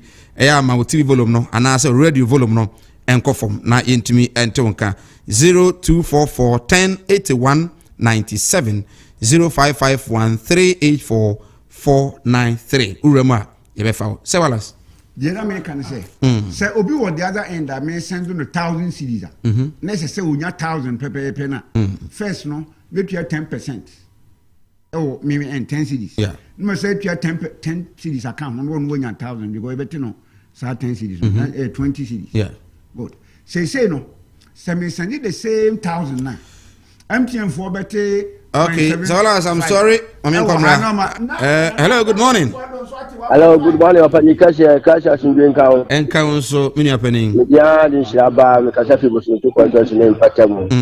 Kaka me kan say MPP tena election akwawi ama ya to abana wi a obia nya nkumi bi kama ye say o mbeboa party na no youth no ya kan nya ho boom na 2024 atim bia break no na ofade jami kasa say ye nya ni mo ndi body ma ye ni bi o ma chi o fa so hwe o mai mu by this time na say ka education amana covid ba ya masa ka ye nya ye ma me mo ye papa mu ko mu timi kura hwe nkura no that's why the education ba na beboa wo bibi say covid ba yi self education abani na de hwe hwe ya ye paturi 50% to 5% of the two years, no, the young cry.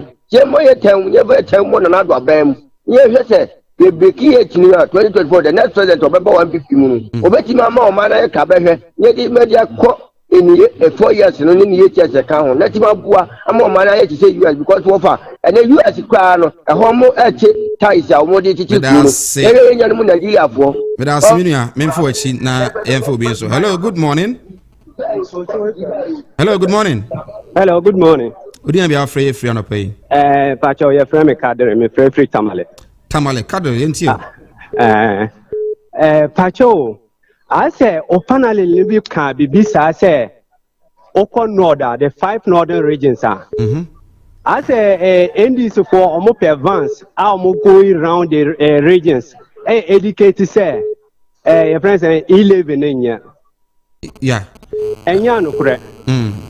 I am a communicator to the party. Okay. And I'm saying this on authority. It's just because I'm out of the region. I would have connected you to my communication director in the region for you to verify that what my brother in your stadium is saying is wrong. It's never true. The thing is, it's arrogancy that led to where we are today. The implementation of the decision was just that they should have gone around, educate people very well, so that the general public will understand the thing all right.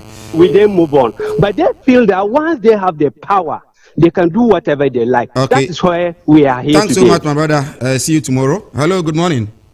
Hello, good morning, boss. Good evening, I'm free. Beginning of food, I'm going to carry. Okay, I need you. But it's a while from the fire. I can't remember. I do not know where my first year is. You will find. Yeah, that's right. About the Pomuton, but you really care. I do have a amount for that because if you can't tell me the how you see, I'm all the thing you are 1.5. I've been calling a standard from the comedy professional for a camp. Tell you a boss can still be there. You never know, not be able to move over. It was the first piece, separate, right? This is it was not the first policy, and I would just say, okay. But I'm to your face, no, it has not been increased. Don't pay. Resist that. Hello, good morning. Hello, good morning. Hello, good morning. Good evening, I'm from if you're not paying. From my friend, then you make a free swami. Senior Minty on a pay. Yeah, my follow program now, since I was here, and then competition, I will name both MPP and NDC, and you know, I should change. Now, there are someone who says, I don't know, you know, we not emphasize is free a year or so because you know, say, Obia Ba, on the so betting in phone so, as soon as I did, and try it, this will be up with different in home. If I come and say, Ghana for here, because some you couldn't do or what at the mouth. So might be here, no, Senior Minasiano pay, Yaminka, good morning. Hello, good morning. Hello, good morning. Hello. Abani, good morning. Oh, hello, good morning. Okay, I think he's not ready. Yanko. Hello, good morning. Nyami adum me hoya pa. Welcome to Kunyo Seswa. Senior, especially about there. Bibia the deal for. Very well, Mintio. Actually, some dynamo, no communication officer. Oh, okay. Okay. If it's a good, good. Let's say Javala, what's a 10 million in Wakano. No, for Ghana Highway, a hotel Ghana for whom she here, who has to be a catcher. A hotel and then a for the Ghana for Kumi. Auto position of Pekunyana Canaso. Also, Obama Ghana for Watomo. Oba your money, I must you. What kind of funny to go live beneath you in a Ghana Habak Yajuma? They say Ghana Mobu Kajuman could never be yet. On what I just said, Melo Cassette here, two to remove 1 Ghana of a fine 16 Ghana city. They say I could do 52 Ghana city. O manager Kufa some, or the man of problem. Since this in a rabbit song, so many. I'm a Ghana fan to my purple. Namisha Pano pay, so to me, Remo. Hello, good morning. Good morning. Would you be out from me for no pay? Like a French modern. Achimodan within. Don't be so for you, my lord. So we might enter on a paying free achim. I don't know more come on some side you live in. We are not a boy. But then, my young cousin did the politics. I'm very sad to say that be a Kotamanium. It's media a Kamanko, I'm going to I'm sure I'm for more. All right. Papa, you know, say, yeah, achim for you so. Okay. I was I fancy, I am ready to be for BIBU. Namia watch now is on the same channel, Asanteman 107.3 and Fast TV. Also live on Facebook and YouTube. Me at the same mic, so as so baby. Say, Yanko. Comprehension. Okay. E-levy will apply to your tithes. That's Telecom Chamber CEO confirmed. But me Chrome MP. Deputy Finance Minister. What kind of any E-levy will apply to your tithes. That's Telecom Chamber CEO confirmed. Okay. Was the chief executive officer of the Ghana Chamber of Telecommunications, King Ashigbe, has confirmed that the electronic transfer will affect ties as it is currently. As it is currently, because if you are not sorry, if you are not linking up to the government money in class. Sorry, line. Who through we are now? Ebia who pia tight. Eda come soft mamia. I'm software. What do you call an sorry account to moi? Exactly. Okay. On better. Now I didn't think anyone see yet. Meaning because okay. Me da say. E dey na me adwuma nti because yet. Me da say. Yes. Sir Mike, me da say. Who dey tie me wa ha? Stephen Atuguba. The NDC is bereft with ideas on governance. Okay. That is why they are against Thanks the so e-levy. much. It is 2 minutes past the hour of 10 a.m. NDC Fuana no mo say NDC Fuana no mo say. He was a former NDC member. Men I say the Asante Regional Chairman for Health Facility Regulatory Agency, also communication team member of the party NPP. Inusa Sedu Otenenka Sanso ena Ote Sewala Senka. Oh. Of ideas on governance. Or see, bereft the quantum of. Okay, Menama say. Sorry, I'm at the finest of ideas. That's of why course, you are fighting the finest. On your DJ. I know if I Obomunyom, Copy say, Dumino, about me ding. It is Mike. What is Sewala Sababi, administrator for NDC, Ashanti region, and also Otening. Kanyame Adom now the chair, watching now 6:30 to 10 a.m. Ibisia na yetumi edi nkomo. Ye bom pa so nyame nka won nei on tanem chiro begin the week. Onyame enyo kese na don sabe so bia no entumi enwedi. Nyame nka ho. Up next, might be ya crowd.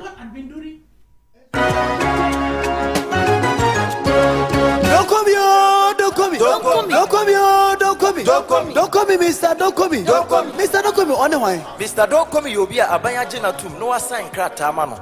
She said, "Oh, pursue papa and papa, shed papa, and Mr. Don't call me as well. Engagement, outdooring, wedding away, and a Jumacona woman, ya shout to a suit and a shall make for Mr. Don't call me as well. Mr. Don't call me cry over here. Mr. Don't call me or boss from my brown son or so on my Frabon son and Mr. Don't call me or be a better. Now, face so we're teaching the bench, now open a number now. Frahoma true for you, 0249 092824. Mrs. Subian 0249 092824. From Mr. Don't come in, Nadia Upebia, one Sabeka. Don't come here, don't come. The best suit shop in the world.